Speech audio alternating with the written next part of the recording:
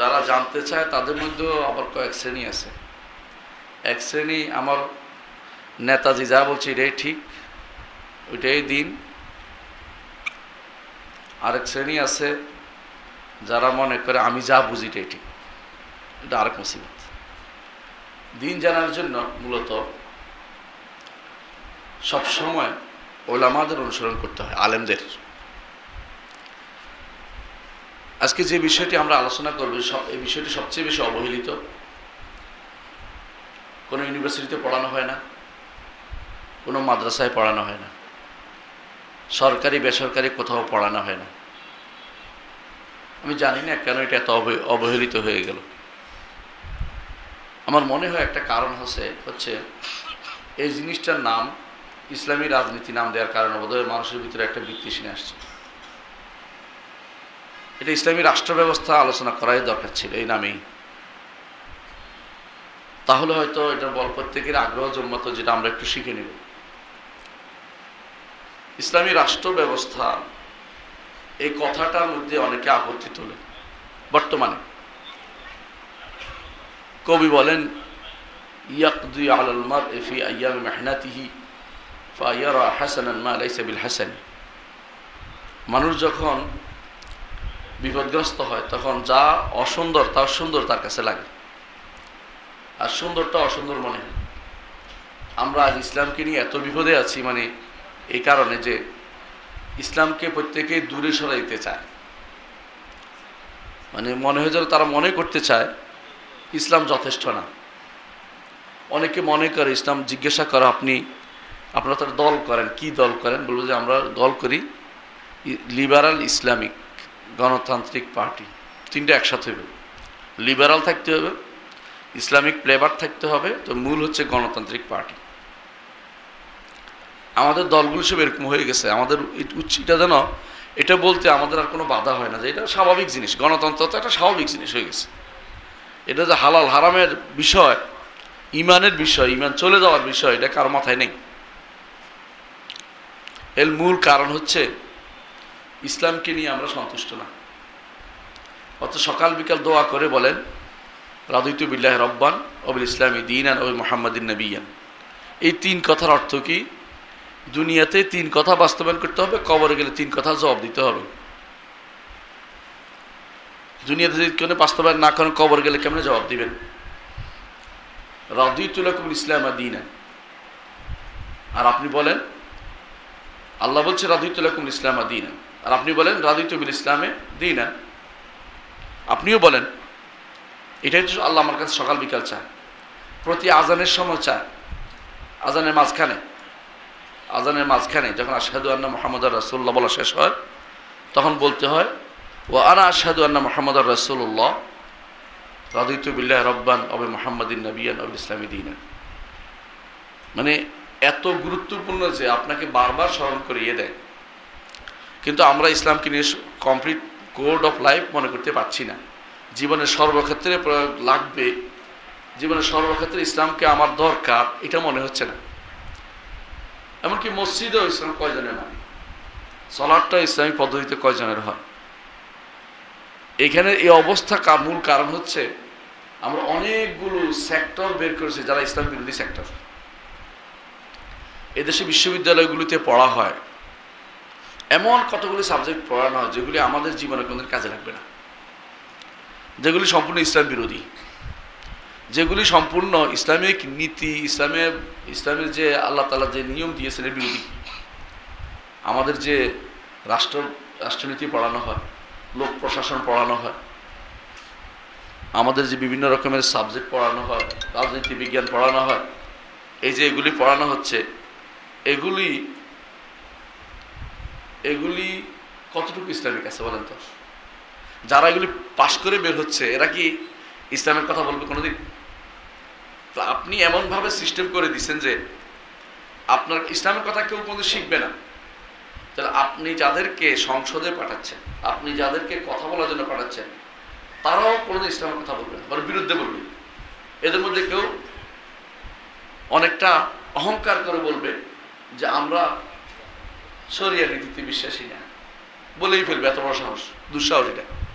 এটা ইমান যে চলে যায় এটা খবর নেই। এদের মধ্যে কেউ কেউ এরকমও আছে যারা ইসলাম সম্পর্কে ভাষা নলেজ নিয়ে কাজ করে। ইসলাম বলতে তারা বুঝে যে আজান দিলে মাথায় ঘুমটা দেয়া, নারীরা যেটা করে, এরপর রাস্তায় হাঁটার কোনো সমস্যা নেই। এই অবস্থার মূল কারণ হচ্ছে এটাই যে আমরা ইসলামকে পরিপূর্ণভাবে বোঝার চেষ্টা করি নাই। আমাদের মূল যে ইসলামকে পরিপূর্ণ বোঝার চেষ্টাও আমরা কোনোদিন করি নাই, এমনকি যারা আমাদের উস্তাদরাও তারাও এটা চেষ্টা করে নাই। এটা মূল কারণ ইসলামী রাষ্ট্র ব্যবস্থা যে ছিল এটা আমরা ভুলে গেছি এবং অনেকেই মনে করে এই সময় আর ইসলামের পূর্ণাঙ্গ বাস্তবায়ন সম্ভব না। কেউ যদি এটা মনে করে তার ইমান থাকবে? ইমান থাকবে না।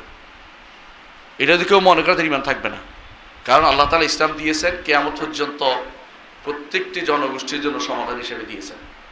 সুতরাং এখানে না থেকে কোনো কিছু পারবে না। রাষ্ট্র একটা বিরাট জিনিস, ব্যক্তি জীবন থেকে রাষ্ট্র জীবন বড়, কোনো সন্দেহ নেই। সেখানে ইসলাম থাকবে না, সেখানে ইসলামকে বাস্তবায়ন করতে হবে না, সেখানে ইসলাম লাগবে না, এই কথা যদি কারো মনে আসে সে ব্যক্তি কিন্তু কাফের হয়ে যাবে, কোনো সন্দেহ নেই প্রতি কাফের। তাহলে আমাদের সমস্যা হচ্ছে কোন জায়গায়, যে আমরা ইসলামকে কাকুল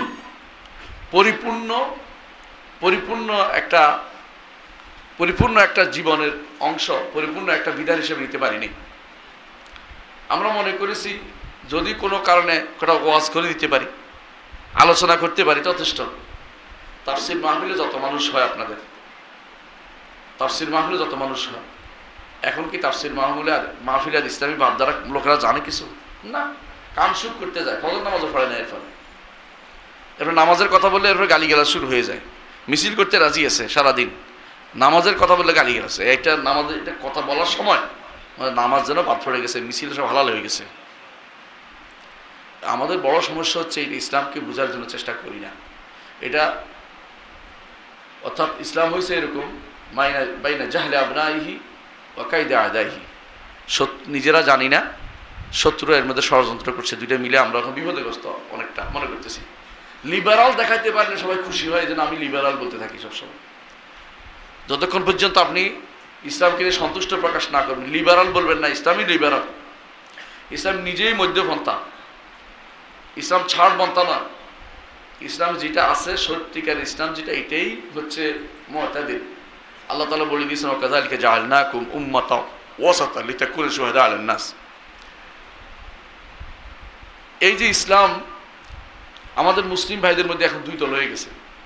একদল বলবে যে ইসলাম রাষ্ট্রের বিষয় আসে না, এর উপরে একজন বই লিখে ফেলছে আরবিতে, এটা ইংরেজিতে অনুবাদ হয়ে গেছে, ঘরে ঘরে এটা প্রচলিত আছে। বাংলা ভাষা একজন লিখছে, দেখলাম বাংলাতে লিখছে যে হাসান মাহমুদ নামে এক ব্যক্তি, বুঝছেন, বিরাট বই লিখে ফেলছে শরিয়া ও ইসলাম। মানে তার কথা হলো ইসলাম কি, শরিয়া হচ্ছে ইসলামের সাথে সম্পূর্ণ কন্ট্রাডিক্টরি। ইসলামের বিধান যেটা চালু আছে এটা তারা শরিয়া, এটা ইসলামের বিধান প্রয়োজন নেই মনে করতেছে। এগুলি বিশ্বাস করে। এর মধ্যে যোগ হয়েছে হাদিস অস্বীকারীরা। যদি হাদিস অস্বীকার করতে পারেন তো আপনি তো আর ইসলামে কিছু বাস্তবায়ন করা লাগবে না, এটা সবাই গ্রহণ করতে রাজি আছে। বিশ্ববিদ্যালয়গুলির ভাইস চ্যান্সেলররা এটা গ্রহণ করতে অনেকটা পছন্দই করে, অনেকটা দেখবেন তাদের কাছে এটা মজা লাগে। কেন বাস্তবায়ন করা লাগে না, দরকার হলে একটা মিছিল করে দেবে একদিন, সমস্যা নেই। অনেকটা আমাদের দেশের ইসলাম তো অনেকটা এরকমই। আমাদের দেশের ইসলামটা হচ্ছে কাজী আবুল ওয়াফা বলছিলেন, ইবনে আকিল বলছিলেন যে আওয়ামুন নাসের কাছে ইসলাম মেনে চলা তাদের কাছে কষ্টকর মনে হচ্ছে। তারা কি করে বাৎসরিক ইসলাম পালন করে, বছরে একবার হুজুর দাওয়াত দেয়, বছরে একবার মিলাদ পালন করে, বছরে একবার কোনো একটা করবে অনুষ্ঠান করবে, দরকার হইলে লাইলাতুল বরাত সবে মেরাজ পালন করে ইসলামকে যথেষ্ট মনে করে।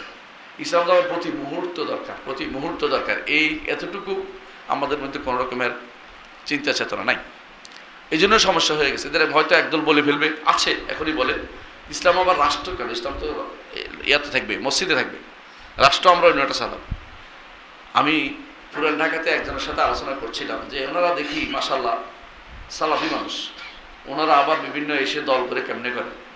তো তিনি আমাকে বলছেন, তিনি খতিব মানুষ, ভালো মানুষ, তিনি বলছেন যে এই প্রশ্নটা ওনাদের করছিলাম, ওনারা বলছে এতক্ষণ জার্সি গায়ে দিয়েছিলাম দলের, এখন জার্সি গায়ে দিয়ে আসি না, এখন পায়জামা ফিরে আসছি মসজিদে, তুমি আগেরটা প্রশ্ন করিও না। তা আপনি বেরোয় আবার জার্সি গায়ে দেবো, এ হচ্ছে ইসলাম আমাদের। সবচেয়ে ভালো যে তার এই অবস্থা, আর খারাপের কি অবস্থা একটু চিন্তা ভাবনা করে দেখেন। মানে ভালো বুঝছেন তো, যাদেরকে আমরা সালাফি বলি, এদেরই অবস্থা তার আরো ভালো হবে, ভালোদের কি অবস্থা হবে। সুতরাং ইসলামকে নিয়ে আমাদের মধ্যে কি আছে, ধোঁয়াশা আছে।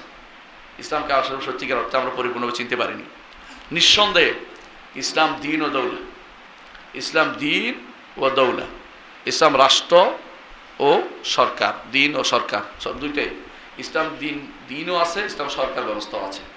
ইসলাম সরকারি ব্যবস্থা দ্বারা চলেছে একদিন নয়, ইসলাম সরকারি ব্যবস্থা দ্বারা কতদিন চলেছে? উপনিবেশ শাসন আমাদের দেশে আসার আগ পর্যন্ত ইসলামী রাষ্ট্র ব্যবস্থায় ছিল। হ্যাঁ, কিছু জুলুম ছিল, মানুষ এটা ওইটা করেছে, মানুষের মধ্যে অপরাধবোধ ছিল। অপরাধবোধ তো বুঝেন, অপরাধবোধ হলো আপনি ফজর নামাজ পড়তে দেরি হয়েছে, সূর্য উঠে গেছে, অপরাধ আছে না মনের ভিতরে, এটা অপরাধবোধ। কিন্তু অপরাধবোধ ওই সময় চলে যায় যখন মানুষ বলে আর গেছে কি হয়েছে, এটা অপরাধবোধ। এটা না কুফরি হয়, ফজর নামাজ ছেড়ে দিলে কুফরি হয়। যে কোনো বিষয়ে, ইসলামের বিষয়ে যদি কোনো কেউ মনে করে বেপরোয়া হয়ে যায়, কি হয়েছে, তখনই মনে করবো এটা কুফরি হয়ে যায়। ইসলাম এটা অনুমোদন করে, এই জায়গাতে আর সার নাই। এখানে আমাদের মধ্যে একটা বেপরোয়া ভাব চলে আসছে, এই ভাবটা আগে ছিল না। কারণ আমাদের দেশে যারা পড়ে আসে, বিদেশ থেকে ডিগ্রি নিয়ে আসে, অধিকাংশ এইটা নিয়ে আসে। কাফের দেশ থেকে যারা ডিগ্রি নিয়ে আসতেছে, অধিকাংশ নিয়ে আসতেছে, অধিকাংশকে ওই দেশের সরকার এখানে জায়গা মতো বসাই দিচ্ছে। সুতরাং তারা আমাদের ইসলাম দিয়ে চালাবে, আপনি কিভাবে বিশ্বাস করতে পারেন? আপনাকে আগে ইসলাম সম্পর্কে প্রতি ঘরে জানাতে হবে, প্রতি মাদ্রাসায় জানাতে হবে, প্রতি পরিবারে জানাতে হবে, প্রতি সমাজে জানতে হবে, প্রতি রাষ্ট্রে জানতে হবে যে ইসলাম আমার জন্য ইসলাম মানতে হবে, রাষ্ট্রের জন্য মানতে হবে, সমাজও মানতে হবে, পরিবারে মানতে হবে, মাদ্রাসায় মানতে হবে, সব জায়গায় মানানোর জায়গা হচ্ছে ইসলাম। কতটুকু স্পর্ধা হলে এই নারীরা যাদেরকে আপনারা চোখে দেখছেন, এই জাতীয় একটা কমিশন দিতে পারে, প্রস্তাব দিতে পারে, এরা কি তাহলে নিজে যাওয়ার মুসলমান নামও আছে? কোনোদিন কি চিন্তা করেছে ওদের পরিবারে কি ইসলাম ছিল? তাহলে ওদের শিক্ষায় কিন্তু ইসলাম ছিল। এমন একটা জাতিগোষ্ঠী আমরা বের করেছি যে জাতিগোষ্ঠী কোনোদিন ইসলাম শিখে নেই। এই জাতিগোষ্ঠীর আপনি কিভাবে ইসলাম কায়েম করবেন? ইসলাম কায়েম কি খেলাধুলার জিনিস? ইসলাম কায়েম হচ্ছে জানার নাম, মানার নাম। ইসলাম জানতে হবে, মানতে হবে, মুখস্থ কথা না, জোর করে কিছু করা যায় না। একদিন হইলেও পরের দিন আর হবে না, সেটা আদায় হবে না। এই যে অবশ্যই আমাদের বিশ্বাস করতে হবে ইসলাম দিন ও দৌলা, দিন ও দৌলা দুটো মিলে ইসলাম। দিনদারিও করতে হবে, দৌলার মধ্যেও দিনদারি আছে, অর্থাৎ দৌলা আলাদা, এটা যে ব্যক্তি মনে করবে সে ব্যক্তি ইসলাম থেকে বাইরে। এই কারণেই সেকুলারিজম ইসলামের বাইরে। সেকুলারিজম অর্থই হচ্ছে এটা দিনদারি, দিনহীন, লা দিনই এটাকে বলে, মানে দিন নাই, রিলিজিয়াস না। ঘরে থাকবে কিনা এটা দুই প্রকার আছে, একদল ঘরেও রাখতে চায় না, একদল ঘরে রাখতে চায় না, ঘরে যা ইচ্ছা তা করুন। আবার যখন বাইরে আইনে আসবেন, আবার ঘরেরটা পালন করতে পারবেন না, বাইরেরটা নিতে হবে। কথা বলছেন কি? এইটা পরিপূর্ণভাবে আমার দেশে বাস্তবায়িত এখন, পরিপূর্ণভাবে। আপনার ঘরে ইসলাম পালন করে এটা চাচ্ছে না, নারীদেরকে বের করার বুদ্ধি করছে। নারী যদি কোনো আপনার ঘর থেকে বেরিয়ে চলে যায়, আপনি কার উপর ঘরে ইসলাম কার কোথায় থাকবে? আপনার সন্তান ইসলাম মানবে না। আপনার সন্তান, ছেলে বলবে যে আমি মেয়ে, মেয়ে বলবে আমি ছেলে, মানসিকভাবে ছেলে, মানসিকভাবে মেয়ে, এরপরে কি হবে অবস্থাটা চিন্তা করে দেখছেন? এটা তো আপনি ঘরেও ইসলাম পালন করতে দিচ্ছেন না। এতদিন তো ঘরে আক্রমণ হলেন, ঘরে আক্রমণ করছে, ঘরে নাই, সমাজে নাই, রাষ্ট্রে নাই। আপনি কোন ইসলাম নিয়ে এখন কায়েম করার চিন্তা ভাবনা করতেছেন? ইসলাম কায়েম, দিন কায়েমের চিন্তা করতেছেন। দিন কায়েমের জন্য প্রথম কাজ হচ্ছে আপনাকে দিন জানতে হবে, জানতে হবে যে ইসলামের পরিপূর্ণ রূপটা কেমন বাস্তবায়ন করতে হবে। কিন্তু এই যে ইসলামের রূপ বাস্তবায়ন করতে হবে, এদের মধ্যে কেউ কেউ বলবে ইসলাম নিজেই তো একটা, ইসলাম নিজেই তো কি, ইসলাম হচ্ছে সোশ্যালিজম, সমাজতন্ত্র ইসলাম, একদল বলল। আরেকজন না না গণতান্ত্রিক ইসলাম, আরেকজন বলল না এটা হচ্ছে সেকুলার ইসলাম, আরেকজন বলবো যে আধুনিকায়ন ইসলাম, আধুনিক মন মানুষের সম্পন্ন মুসলিম, আধুনিক মন মানুষের সম্পন্ন, অর্থাৎ ব্যাকডেটে যেটা রাসূলুল্লাহ সাল্লাল্লাহু আলাইহি ওয়াসাল্লাম যুগ থেকে চলে আসছে ওইটা চলবে না, এখন নতুন পথ লাগবে। এটা কোত্থেকে চালু হয়েছে? ইউরোপ থেকে চালু হয়েছে, এটা তুরস্ক হয়ে বাংলাদেশে ঢুকছে। ইউরোপ থেকে চালু হয়ে তুরস্ক হয়ে বাংলাদেশে ঢুকছে। এবং ইসলামের নাম দিয়ে যারা কাজ করে ওদের মধ্যে এটা এখন প্রচুর পরিমাণে আছে, ভালো করে দেখবেন এটা। এবং অন্যরা আগে সাহস করতেন, এখন এটা ইসলামকে পরিবর্তন করে দিয়ে ইসলাম দিয়ে চালাই দিচ্ছে, এটার নামই ইসলাম, এটা বলতেছে। এদের অধিকাংশ রাসূলুল্লাহ সাল্লাল্লাহু আলাইহি ওয়াসাল্লামকে মানে না, অপব্যাখ্যা করে, তাদের মন মতো যেটা এটা মানবে, তো প্রয়োজন জিকির আজকার করবে, কোনো সন্দেহ নেই। যখন ইসলামের বাস্তবায়নের প্রশ্ন আসবে তখন সেখানে শরিয়া মানে না, সুন্নাহ মানে না। ইসলাম আসলেই কেউ চিনতে পারেনি, ওইরকম ব্যক্তির মতো হয়ে গেছে ইসলাম। ভারতবর্ষের 7 ব্যক্তি হাতি দেখতে গেছিল, অন্ধ, 7 অন্ধ। একজনে পায়ের হাত দিয়ে বলছে যে হাতি হয়েছে খাম্বার মতো, আরেকজনে কানে হাত দিয়ে বলছে কুলার মতো। 7 জনে 7 রকম কইছে। আমাদের ইসলাম সেরকম হয়েছে, কারণ কেউ পড়ে নাই, যে দেখতে চায় না। দয়া করে ইসলামকে শেখার চেষ্টা করুন। ইসলাম সব দিক থেকে পরিপূর্ণ, সব দিক থেকে পরিপূর্ণ। ইসলামের বাইরের কোনো কিছু আনার সুযোগ নেই। আমি 2টা জিনিস নিয়ে অনেক দিন চিন্তা করছি। একটা হচ্ছে আল্লাহ তাআলা বলছেন আকমালতু লাকুম দীনাকুম, দিনকে পূর্ণ করে দিয়েছেন। আবার বলছেন ও আতমামতু আলাইকুম নিয়ামাতি। 2টা কেন বললেন? 2টা কেন বললেন? এই নিয়ে অনেকদিন চিন্তা করে যেটুকু পেয়েছি আলেমদের বক্তব্য, নিজের থেকে কিছু বলছি না। আল্লাহ তো পূর্ণ করে দিয়েছেন, আপনার কাছে কি নিয়ামত পূর্ণতা থাকবে কি থাকবে না? আপনি যদি চলতে চান আপনার জন্য আল্লাহর নিয়ামত পাবেন। শুধু যদি শরিয়া নেন আপনি নিয়ামত হিসেবে থাকতে পারবেন। আর যদি আপনি আল্লাহর সহিত পূর্ণই থাকবেন, আল্লাহর দিন পূর্ণ, আপনি নিলেন না, আপনি আল্লাহর নিয়ামত থেকে দূরে সরে গেলেন। আল্লাহর নিয়ামত থেকে আপনি ভোগ করতে পারলেন না। শরিয়া যারা কাকুল পরিপূর্ণভাবে নিবে না, আল্লাহর বিধানকে যারা পরিপূর্ণ বাস্তবায়ন করতে চাইবে না সব জায়গাতে, এরা আল্লাহর নিয়ামতের ভিতরে থাকতে পারবে না। এদের মধ্যে সমস্যা হবেই হবে। ফামা জাযাউ মান ইয়াফআলু যালিকা মিনকুম ইল্লা খিজুন ফিল হায়াতিদ দুনিয়া। দুনিয়ার জীবনে এদের জন্য অপমান থাকবে। ওয়া ইয়াউমাল কিয়ামাতি ইউরাদুনা ইলা আশাদ্দিল আযাব, কিয়ামতের দিন তাদেরকে কঠিন আযাবের দিকে নিক্ষেপ করা হবে। ওমাল্লাহু বিগাফিলিন আম্মা তা'মালুন, আল্লাহ তোমরা যা করো তা বেখবর নন, তিনি জানেন সবকিছু কি করো। প্রত্যেকটা কাজ আমি কি করতেছি তারা যদি এটা জানা থাকতো, যদি আমাদের নেতাদের, আমাদের প্রত্যেকটি মানুষের, যে আমি যা করি আল্লাহ দেখছেন, তাহলে অন্যায়গুলি মুখ দিয়ে সাহস করে কুফুরি কালামগুলি সাহস দিয়ে বলতে হবে। কুফুরি কালাম বলতে সব তা বলে, বেশিরভাগ সময় কুফুরি কালাম বলে এরা। মনে রাখতে হবে ইসলামী রাষ্ট্রের কাঠামো। আমি কয়েকটা কথা বলবো। ইসলামী রাষ্ট্রের কাঠামো নির্ধারিত, কাঠামোটা নির্ধারিত, ভিতরে কিছু ইজতিহাদি জায়গা আছে। বলতে পারেন কি কি জিনিস ইসলামী রাষ্ট্র? ইসলামী রাষ্ট্র একটা আকীদা ভিত্তিক রাষ্ট্র। যে ব্যক্তি আকীদা পড়বে না তাই ইসলামী রাষ্ট্র বাস্তবায়ন কোনো মানে হয় না। কথা বুঝছেন কিনা? একজন মানুষ আকীদাই মানে না, সে তো তখন যে কোনো একটা ইসলাম বানিয়ে দিবে, যে কোনো একটা ইসলাম বলে চালিয়ে দিবে সে। ইসলামী রাষ্ট্র হচ্ছে একটা আকীদা ভিত্তিক রাষ্ট্র। 1 নম্বর জিনিস আকীদা ভিত্তিক রাষ্ট্র। এখানে এক আল্লাহর সভরেন্টি, এক আল্লাহর সভরেন্টি, জনগণের সকল ক্ষমতা উৎস না, সংসদই না, সভরেন্টি এক আল্লাহর। এটা হচ্ছে আকীদা ভিত্তিক রাষ্ট্র, প্রথম আকীদা এটা। এবং এক আল্লাহ। আর দ্বিতীয়ত আকীদা হচ্ছে মুহাম্মদ রাসূলুল্লাহ সাল্লাল্লাহু আলাইহি ওয়াসাল্লাম আদর্শ মোতাবেক হইতে হবে। এবং রসুল যাদেরকে আদর্শ বলে গেছেন তাদের আদর্শ মোতাবেক হতে হবে। এইটুকু আকীদা আপনার রাখতেই হবে। মনে করতে হবে, শিখতে তো হবে এখন আদর্শটা কি ছিল। রাসূলুল্লাহ সাল্লাল্লাহু আলাইহি ওয়াসাল্লাম যে আদর্শ, কোরআনে কারীম যে আদর্শ বলেছে, এটা তো শিখতে হবে আমাদেরকে। শুধু আকীদা ভিত্তিক 1 নম্বর কাজ, 1 নম্বর বৈশিষ্ট্য। দ্বিতীয় বৈশিষ্ট্য হচ্ছে ইসলাম শরিয়া ভিত্তিক, শরিয়ার উপর নির্ভর করবে। আল্লাহ তাআলা তার নবীকে বলেছেন সুম্মা জাআলনাকা আলা শারিয়াতিন মিনাল আমর, আপনাকে আমরা অতঃপর শরিয়ার উপর রেখেছি। আল্লাহর নবীকে প্রতিষ্ঠিত করেছে শরিয়ার উপরে। শরিয়া থেকে সরে কেউ যায় তাহলে নবীর তরিকা আর নাই, নবীর পদ্ধতিতে নাই। নবীর পদ্ধতিতে না থাকলে ঈমান থাকবে? ঈমানদার থাকে না, ঈমানদার থাকে না। এই কথাটা আমাদের ছোট বাচ্চাদেরকে বুঝাতে হবে। প্রত্যেকটি ছোট বাচ্চা একেবারে ক্লাস 1 থেকে শুরু করে সর্বোচ্চ পর্যন্ত এটা মাথায় রাখতে হবে, এরপরে পড়তে হবে। এর থেকে যেদিন থেকে মানুষের থেকে দূরে সরে সেদিন থেকে ফেতনা হয়েছে, যেদিন থেকে দর্শনের জয় জয়কার হয়েছে, কালাম শাস্ত্রের জয় জয়কার হয়েছে, সেদিন থেকে আমরা আমাদের লোকদেরকে ইসলামের উপর রাখতে পারছি না। তারা ওইটাকে প্রাধান্য দিচ্ছে, কারণ ইস্তেহসান, তার আকল ভালো লাগতেছে, এটাকে মজা লাগতেছে এটাকে।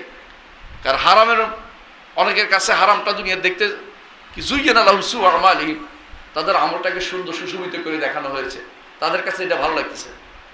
কতজন পাক্কা ইমানদার আছে যাদের কাছে খারাপ লাগবে হারাম। এই জন্যই তো সমস্যাটা হচ্ছে। তো দ্বিতীয় যে বৈশিষ্ট্য এটা হচ্ছে কি, শরিয়া ভিত্তিক, প্রত্যেকটা কাজ শরিয়ার উপর নির্ভর করবে। 3 নম্বর, এটার সাথে জড়িত বিচার, শরিয়া বিচার থাকবে। বিচারটা শরিয়া হবে, শরিয়া মোতাবেক হবে। এখন এই যদি থাকতো আমার দেশে, কোনো নারীকে সাহস করে বলতে পারতো যে যারা প্রস্টিটিউট তাদেরকে কর্মীর মর্যাদা দিতে বলতে পারে কেউ? আমাদের মূল সমস্যা কোথায়, যে আমরা এইটুকু পড়াইও নাই, পড়িও নাই, মুষ্টিমেয় কিছু ছোট ছোট বই পড়ছি, এখন আমি ইসলাম কায়েম করে ফেলব। ইসলাম অনেক গভীর জায়গা। এখানে আপনি যারা এখানে কথা বলবে, যে কোনো মানুষের কথা বলতে পারে না, স্বাভাবিকভাবে ইসলামিক হইতে পারে, কিন্তু ইসলাম সম্পর্কে তার জ্ঞান কম। ইসলামিক হওয়া আর ইসলামিক স্কলার হওয়া এক কথা না। ইসলামিক হওয়া ইসলামিক স্কলার হওয়া এক কথা না। কথা বুঝাইতে পারছি? একজন মানুষ যদি কোনো মসজিদে বা মন্দিরে গিয়ে বলে যে আমরা সবার আগে দেশ সত্য, তার আগে কেউ নাই, আপনি কি বুঝবেন? এটা সে ইসলাম বুঝে নাই। ইসলামিক হলেও ইসলাম বুঝে নাই। সবার আগে আমার ইসলাম সত্য, এতে কোনো সন্দেহ আছে? এটুকু তো কেউ বলতে সাহস করতেছে না এখন। কারণ এটা করলে হয়তো অনেকের ভোট ব্যাংক কমে যাবে, ফাটল ধরবে, সাহস করে কথা বললে মানুষে খারাপ বলবে, বিদেশিরা খারাপ বলবে, অনেকে সাহস করে এটা বলতে চাচ্ছে না। না, ইসলাম অবশ্যই দ্বিতীয় বৈশিষ্ট্য হচ্ছে শরিয়া ভিত্তিক, এবং এর রয়েছে অনন্য বিচার ব্যবস্থা। এখানে পরিবর্তন করার সুযোগ নাই। বিচার ব্যবস্থার মৌলিক নীতিগুলি মেনে নিয়ে চলতে হবে। 3 নম্বর, ইসলামে নেতৃত্ব মেনে চলতে হয়, নেতৃত্ব তৈরি করতে হয়। দুইটাই আছে। নেতা নির্বাচন করতে হয়। মুহাম্মদুর রাসূলুল্লাহ সাল্লাল্লাহু আলাইহি ওয়াসাল্লাম এর সাহাবীরা রাসূলুল্লাহ সাল্লাল্লাহু আলাইহি ওয়াসাল্লামকে কবরে দেওয়ার আগে নেতা বানাইছে। কি বুঝাইলেন? যে সাহাবায়ে কেরাম বুঝাইলেন যে নেতা ছাড়া রাষ্ট্র চলে না, এবং সেই নেতা বানাইতে হয় সেটার পদ্ধতি তিনি বলে দিয়ে, অর্থাৎ নেতৃত্ব থাকতে হয়, একটা নেতৃত্ব থাকতে হয়। 4 নম্বর, আইন প্রণয়ন যদি লাগে, আইন প্রণয়ন করা যাইতে পারে, তবে যেগুলি স্থায়ী জায়গাতে কোনো আইন প্রণয়ন চলবে না। স্থায়ীগুলি আইন আছেই, আইনগুলি শুধু লেখা বাকি। অস্থায়ী যদি কোনো কিছু হয় সেগুলি ইসলামে অনুমোদিত, তবে স্থায়ীর সাথে কন্ট্রাডিক্টরি হইতে পারবে না, স্থায়ী নীতিগুলির সাথে কন্ট্রাডিক্টরি হইতে পারবে না। বুঝাইতে পারছে? ধরেন আপনাকে ট্রাফিক আইন করতে পারবেন, কিন্তু ট্রাফিক আইনে যদি কোনো কিছু তার ইসলাম বিরোধী হচ্ছে এটা করতে পারবেন, কিন্তু আপনি মুসলিম পারিবারিক আইনে এমন কথা ঢুকাইতে পারবেন না যে নারীর যদি তালাক দেওয়া হয় তা আপনার সম্পদের অর্ধেক নারী দিয়ে দিতে হবে। আপনি কি ওরে পাগল পাইছে? কি জন্য ওরে দিবে? এই আইনে আপনি করতে পারেন না, কারণ এটা তো আপনি স্বভাবেতে হাত দিচ্ছেন, স্থায়ী জায়গায় হাত দিচ্ছেন, অপরিবর্তনীয় জায়গায় হাত দিচ্ছেন, এটা দিতে পারেন না। তাহলে এখানে আমাদের এই জায়গাটা ইসলামে অনুমোদন করে নাই যে আপনি যেখানে স্থায়ী মূল্যতে হাত দিবেন। আপনার চেয়ে আল্লাহ বেশি বুঝেন।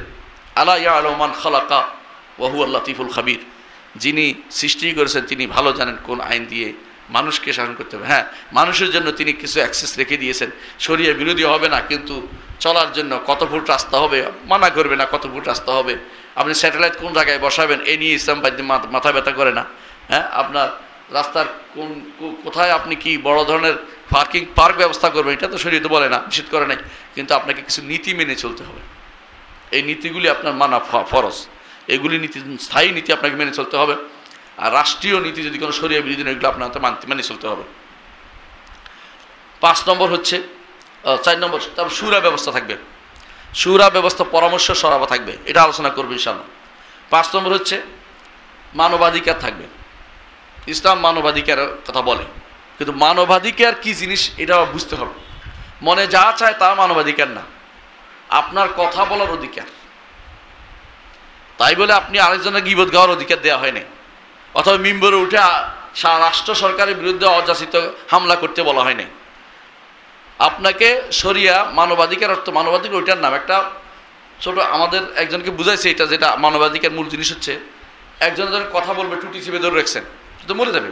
ছোটো বাচ্চার কথা, টিভি চিপে ধরে কথা না বলতে পারলে, এইটা হচ্ছে মানবাধিকার। মানবাধিকার ওইটা নয় আপনি যেটা চিন্তা করে গবেষণা করে মনের ভিতরে আসে ছেড়ে দিলেন, এটা মানবাধিকার বিষয় না। এটা দেখতে হবে আগে শরিয়ার সাথে মিলে কিনা, তারপর এটা মানবাধিকার হবে। কথা বুঝছেন কিনা? তারপর অধিকার হবে, মানবাধিকার না। মানবাধিকার হচ্ছে যেটা মানুষ জন্মসূত্রে লাভ করে, জন্মসূত্রে যে লাভ করে।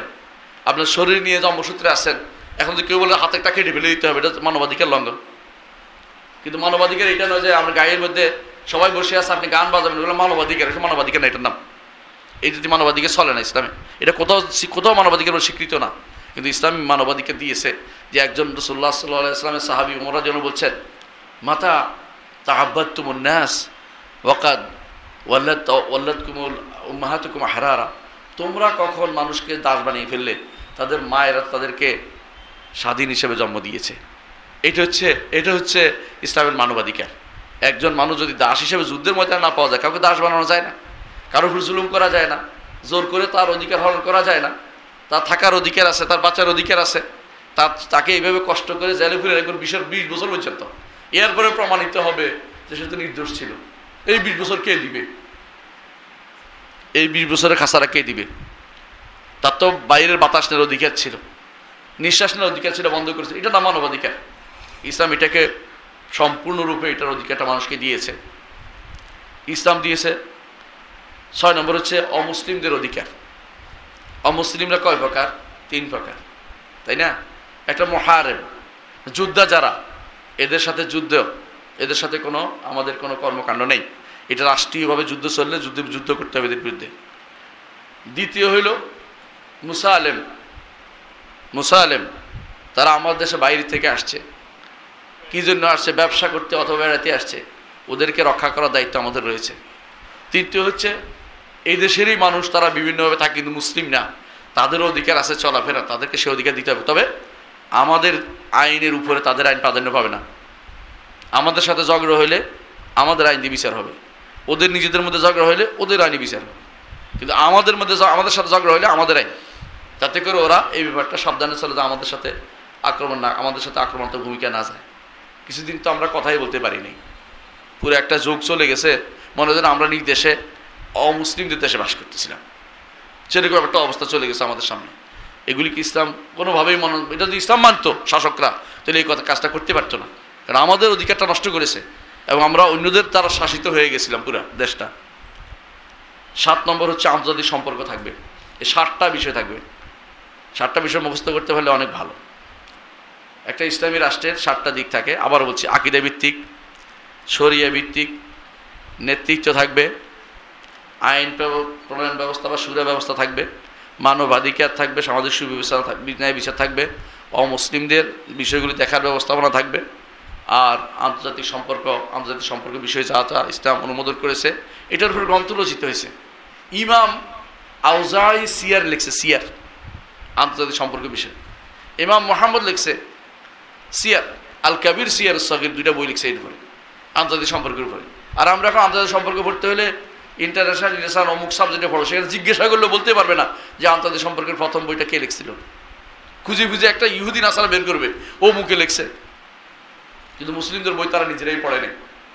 আমাদের যারা ইসলাম নিয়ে কাজ করে, ওরা কি এই বইটা পড়ছে কোনোদিন? ওদেরকে জিজ্ঞাসা করেন এই বইটা দেখছে কিনা, পড়ার দূরের কথা, এটা পড়তে পারে কিনা। পড়তে পারলেও তো বিশাল ব্যাপার। তার আরবিও তো জানে না, তার আরবি তৈরি করতে চায় না, এমন একটা শ্রেণী তৈরি করতে চায় যারা শুধু ব্যাঙের মতো লাভ হবে কিন্তু কিছু জানবে না। তারা এরকম একটা গোষ্ঠী তারা তৈরি করেছে। ইসলামী রাষ্ট্রের রূপরেখা আমি বললাম। ইসলামের সে মৌলিক বিভাগ কয়টা? 3টা। একটা হচ্ছে শাসন বিভাগ, একটা হচ্ছে আইন বিভাগ, একটা হচ্ছে বিচার বিভাগ। 3টা হয়ে গেছে, বুঝছেন তো? শাসন বিভাগ তো বুঝছেন, তারপর আইন বিভাগ থাকবে, মানে সুরা যেটাকে বলছি। বিচার বিভাগ আলাদা, যারা মানুষের মধ্যে শান্তি শৃঙ্খলা বজায় রাখবে। এর বাইরে কিছু 3টা বিভাগ আছে। একটা হলো হিসাব বিভাগ।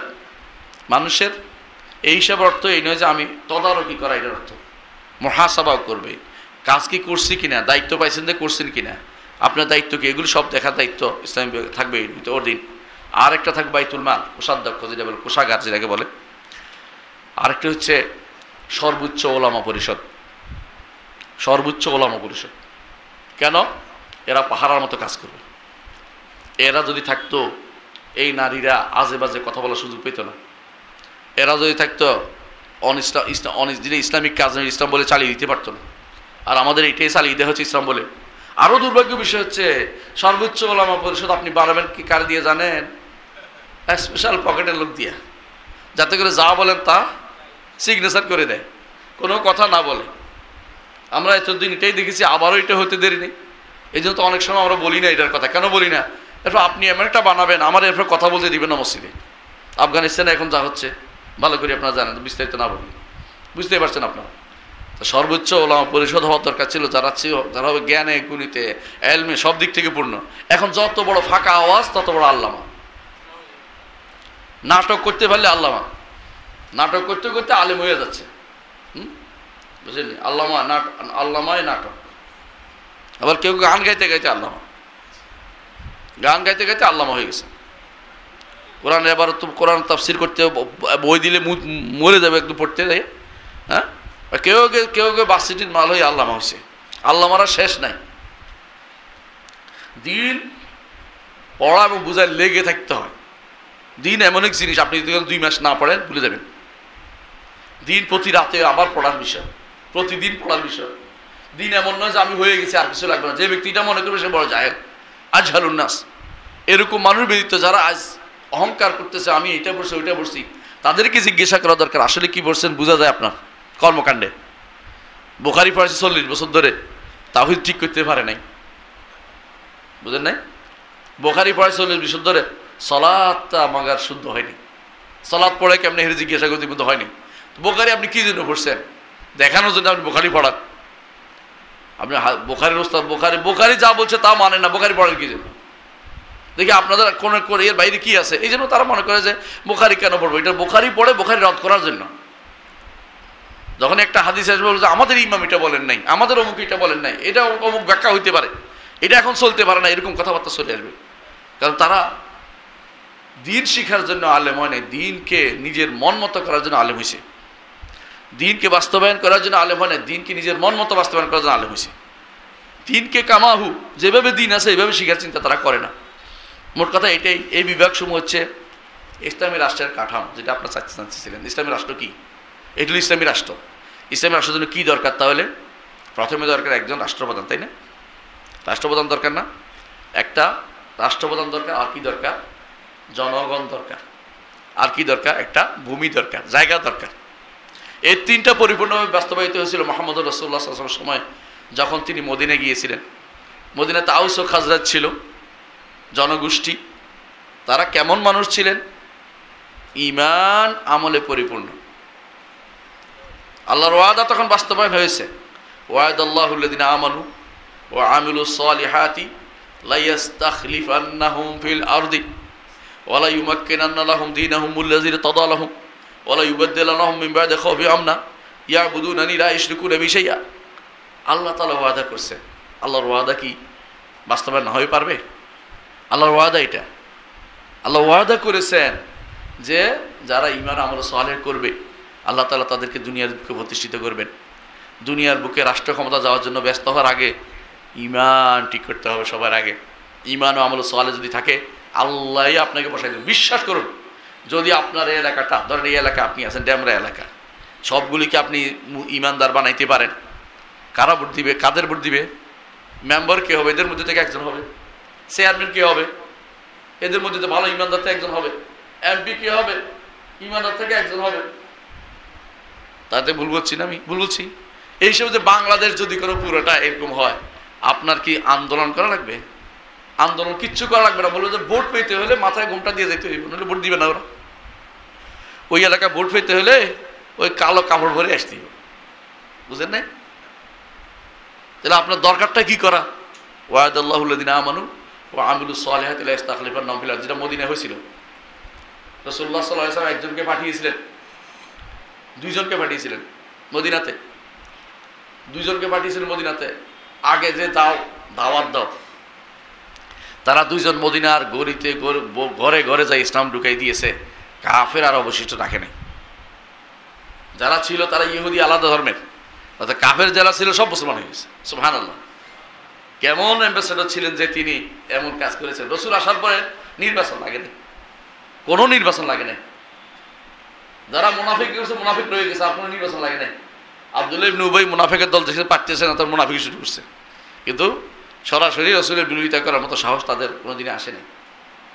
ইবনে আশরাফের লোকেরা ইহুদি হওয়ার কারণে তারা ভিন্ন পথে ছিল, ভিন্ন ধর্মের লোক ছিল, কিন্তু তারাও রাসূলের নেতৃত্বের বিরুদ্ধে কথা বলে নাই। তারাও বিচারের জন্য রাসূলের কাছে আসতো। আল্লাহ তাআলা কোরআনে কারীম বলেছেন ওয়াকাইফা ইউহাক্কিমুনাকা ইনদাহুমুত তাওরাত ফিহা হুকমুল্লাহ। এরা আপনার কাছে বিচারের জন্য আসে, অথচ এদের কাছে তাওরাত আছে। ঘটনা কি? ওরা তাওরাতের কাছে বিচার করে না কেন, আপনার কাছে আসে কেন? কারণ তারা জানে যে রাসূলের বিচার হবে সত্য। ওদের তাওরাতে যারা বিচার করবে ওরা ঠিক বিচার করবে না, পয়সাওয়ালারে ছাড়ে দিবে, দুর্বলে ধরে শাস্তি দিবে, এটাই তাদের নীতি। তারা বেবিচার করলে কি করতো, পয়সাওয়ালারে মাথার মধ্যে কালি লাগায় ছেড়ে দিত, আর যদি কোনো দুর্বল হইতো তারে পাথর মারে মারত। কেমন ব্যবস্থা বুঝছেন তো, উল্টেই বলছে জিনিস, মানে মাথার মধ্যে কালি লাগাইতো যে হে বাজারে ঘুরাইতো, এটা কি কোনো বিচার হইল? হে আর দুয়ে ফেললে তো শেষ, এটাকে তারা মনে করছে বিচার। এই জন্য তারা ওদের কাছে না, রসুলের কাছে আসতো। রসুল বলতো যে তোমাদের কাছে কিতাব আছে, তোমাদের কাছে কিতাবে, এমনকি ডেকে আনতে বলছে তোমাদের কাছে কিতাবে কি রাজমের আয়াত নাই? রসুল তো জানেন আছে, বলে নাই, তাহলে পড়ো দেখি, আনো। পড়তেছে। আব্দুল্লাহ ইবনে সালামকে রসুল বললেন যে কোথায় কি সমস্যা? বলে ইয়া রাসূলুল্লাহ, হাত রাখা বাকিটা পড়তেছে, মানে যেখানে রজমের আয়াত আছে সেখানে আঙুল রেখে দিচ্ছে, তেমন দেখতে না হয়, বাকিটা পড়তেছে। রসুল বলে এটা উঠাইতে বলেন, হাত উঠাইতে বলেন। হাত উঠানোর পর দেখা যাচ্ছে ওখানে রজমের আয়াত আছে। বুঝছেন কথাটা? তারপরেও তারা যেটা অন্তত তারা লুকোচুরি করলো, ইসলামী আইনের বিরোধিতা করে না। আর আমরা ইসলামী বিধানের বিরোধিতা করার জন্য এমন একটা গোষ্ঠী তৈরি করেছি, আপনার ঘরে খায়, নাম মাইনুদ্দিন, সলিমুদ্দিন, কলিমুদ্দিন টিকে আছে, আছে না? নবীদের নামে নামও থাকতে পারে, আবার একবারে বড় বড় নাম নিয়েও থাকতে পারে। এরা ইসলামের বিরুদ্ধে কথা বলতে সামান্যতম তাদের মুখে বাঁধে না। এরা যে আল্লাহর কাছে যেতে হবে আবার এই কথা তাদের মনে থাকে না। তো তিনটা জিনিসের কথা বলছিলাম, একটা রাষ্ট্রের জন্য মাস্ট তিনটা জিনিস লাগে। একটা কি? ভূমি, তাই না? একটা হলো রাষ্ট্রপ্রধান, আরেকটা কি? জনগণ। তিনটা তো হচ্ছে, আর একটা হচ্ছে রাষ্ট্র কিভাবে চলবে, ওইটাও লাগে। এই চারটা জিনিসে মদিনাতে ছিল। এই জন্য মদিনা রাষ্ট্র হচ্ছে আমাদের জন্য আদর্শ, মডেল। এই মদিনা রাষ্ট্রের দিকেই ঘুরে যেতে হবে, ঘুরে ফিরে। কেউ কেউ সুযোগ পাইলে মদিনা রাষ্ট্রের বিচার কথা বলে, মিথ্যা কথা বলে, মদিনা রাষ্ট্র তো বাস্তবায়ন করবে না। মদিনা সনদ দিয়ে সেটা কি বিচার করবে, কেউ কেউ বলে মদিনা সনদ বিচার। তোমার মতো নারী কি রাষ্ট্রপ্রধান হইতে পারে? ইসলামী দৃষ্টিকে রাষ্ট্রপ্রধান মদিনা সনদ দিয়ে বিচার করবে? তুমিই নাই, মদিনা সনদ দিয়েছে বিচার করবে। ফাইজলামি পাইছে আরেকজনের ক্ষতি করার জন্য। দুনিয়ার সব শয়তান একত্র হয়েছে এখানে, সবদিকে কতগুলি শয়তান একত্র হয়েছে, বলতেও পারবেন না।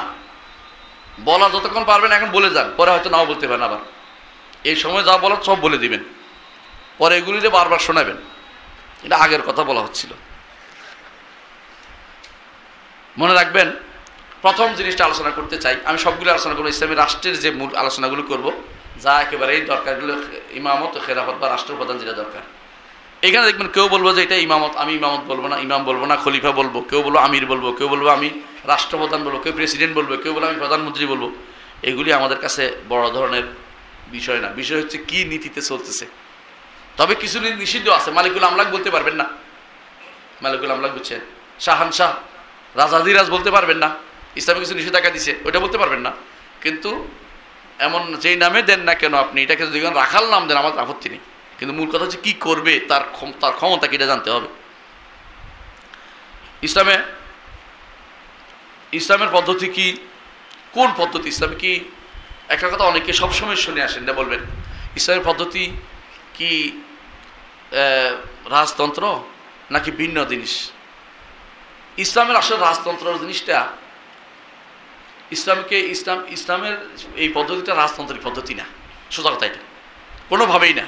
কিন্তু রাজতন্ত্র ইসলামের অনেক বেশি কাছে। কেন কাছে বলে জানেন? সারা দুনিয়ার মানুষ স্বীকার করে, আপনি এখন যতই উল্টান না কেন, আপনারা জিয়াউর রহমানের ভালোবাসেন বলেই তার নাতি পুতি বউ ভূত ছেলেদের ওদের তো দলে থাকেন, তাই না? বিশ্বাস করবেন না এটা? আরেকজন শেখ মুজিবুর রহমানের ভালোবাসছে বলেই তাদের পিছনে পিছনে হাঁটছে, ঠিক না? তাহলে বোঝা গেল মানুষ যতই চেষ্টা করুক না কেন, বটবৃক্ষকে মানুষ মনে করে একটা বিশাল কিছু। পরিচিতির মাধ্যমে মানুষ থাকতে চায়, অপরিচিতের কাউরে মানুষ ভোট দিতে চায় না। মানুষ যখন দেখে অমুকের গোষ্ঠীর মধ্যে ভালো কাজ করেছে, তখন বলে যে ও ভালো পারবে আমাদের ভালো কিছু করতে। তাহলে বোঝা গেল আপনি যতই বলেন না কেন যে তথাকথিত গণতন্ত্র, আপনি ঠিকই রাস্তার কাউরে বানান না, খোঁজ দেন এইটা কেমন কাজ করে, তার আর কি পরিবার কি, কেমন কি পরিচিতি কি, তখন তার ভোটে চিন্তা ভাবনা করেন। সে কি দান করে কিনা, এলাকাতে যখন মানুষের বন্যা হয়েছিল আসছিল কিনা, আপনি ওইটাও দেখেন।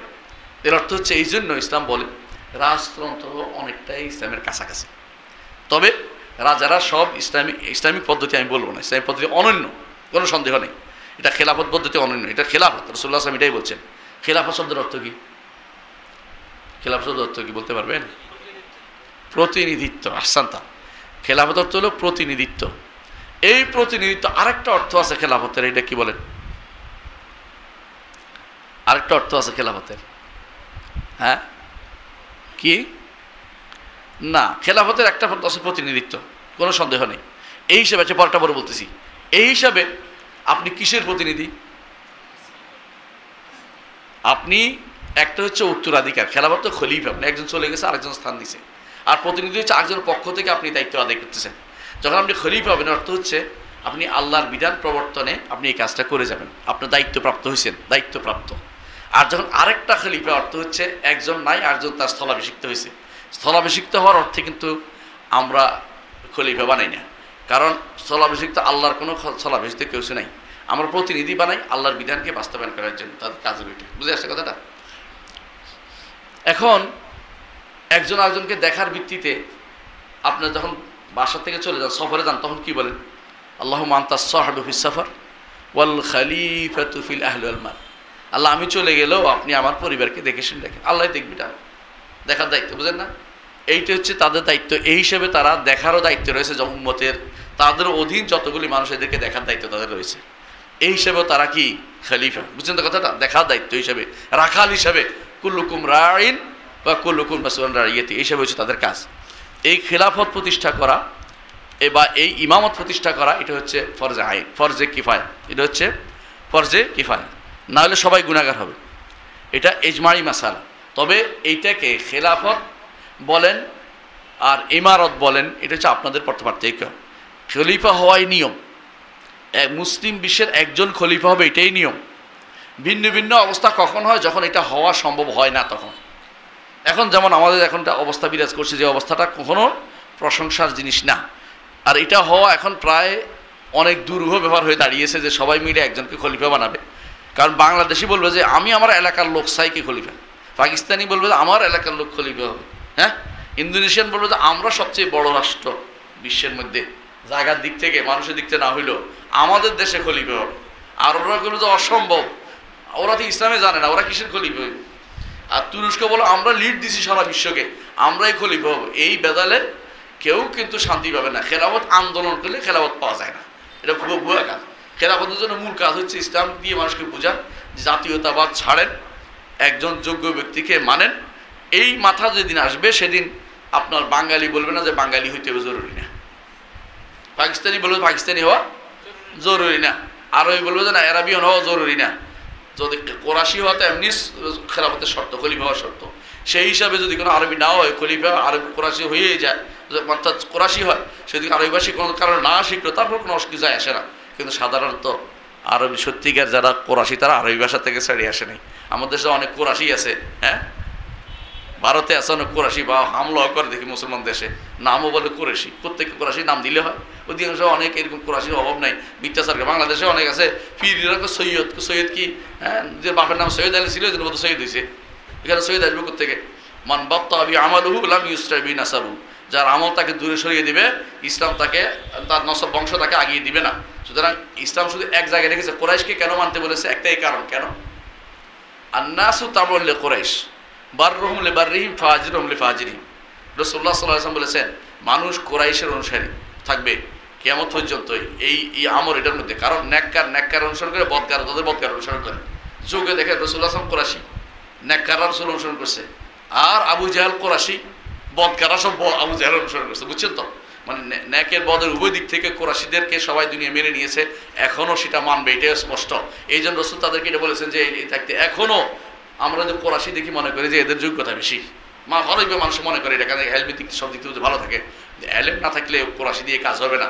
অনেকে আসে 36 নম্বর ফ্রি মেশনে যুক্ত আছে, আবার রাষ্ট্রপ্রধানও আছে, আবার দাবি করে আমি হাসেমি, কারণ নাম বলবো না, আমরা বুঝে নিতে পারলে বুঝে না থাক।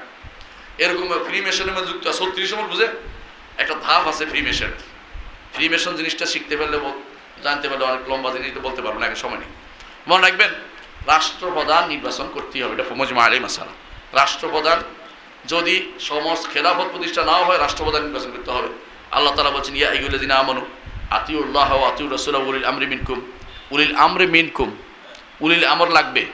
আল্লাহ বলছে আনুগত্য করতে, উলিল আমর না থাকলে আনুগত্য কার করবেন? রাষ্ট্রপ্রধান লাগবেই। দ্বিতীয়ত আল্লাহ বলছেন ফাহকুম বাইনাহুম বিমা আনজালাল্লাহু ওয়া লা তাত্তাবি'উ আহওয়াহুম, তাদের মধ্যে বিচার করুন আল্লাহ যা নাজিল করেছে তা দিয়ে, প্রবৃত্তির অনুসরণ করবেন না। বিচার কে করবে? অর্ডার কার উপর? আপনি করবেন। এই অর্ডার কার জন্য? রাষ্ট্রপ্রধানের জন্য। রাষ্ট্রপ্রধান নাই তো কীভাবে চলবে? রাষ্ট্রপ্রধান লাগবে।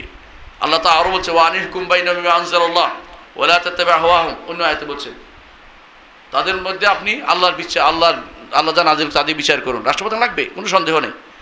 আল্লাহ তাআলা কোরআনে কারীমে সূরা হাদীদের মধ্যেও বলছেন যে আনজালনা হাদীদা ফি বাসুন শাদীদ ওয়া মানাফিউ লিন-নাস, হাদিদ নাজিল করেছে। হাদিদ আগে কিছু কোরআনের কথা, অর্থাৎ কোরআন দিয়ে কিছু মানুষ শুদ্ধ হবে, কিছু মানুষ রাষ্ট্রপ্রধান দিয়ে শুদ্ধ হবে।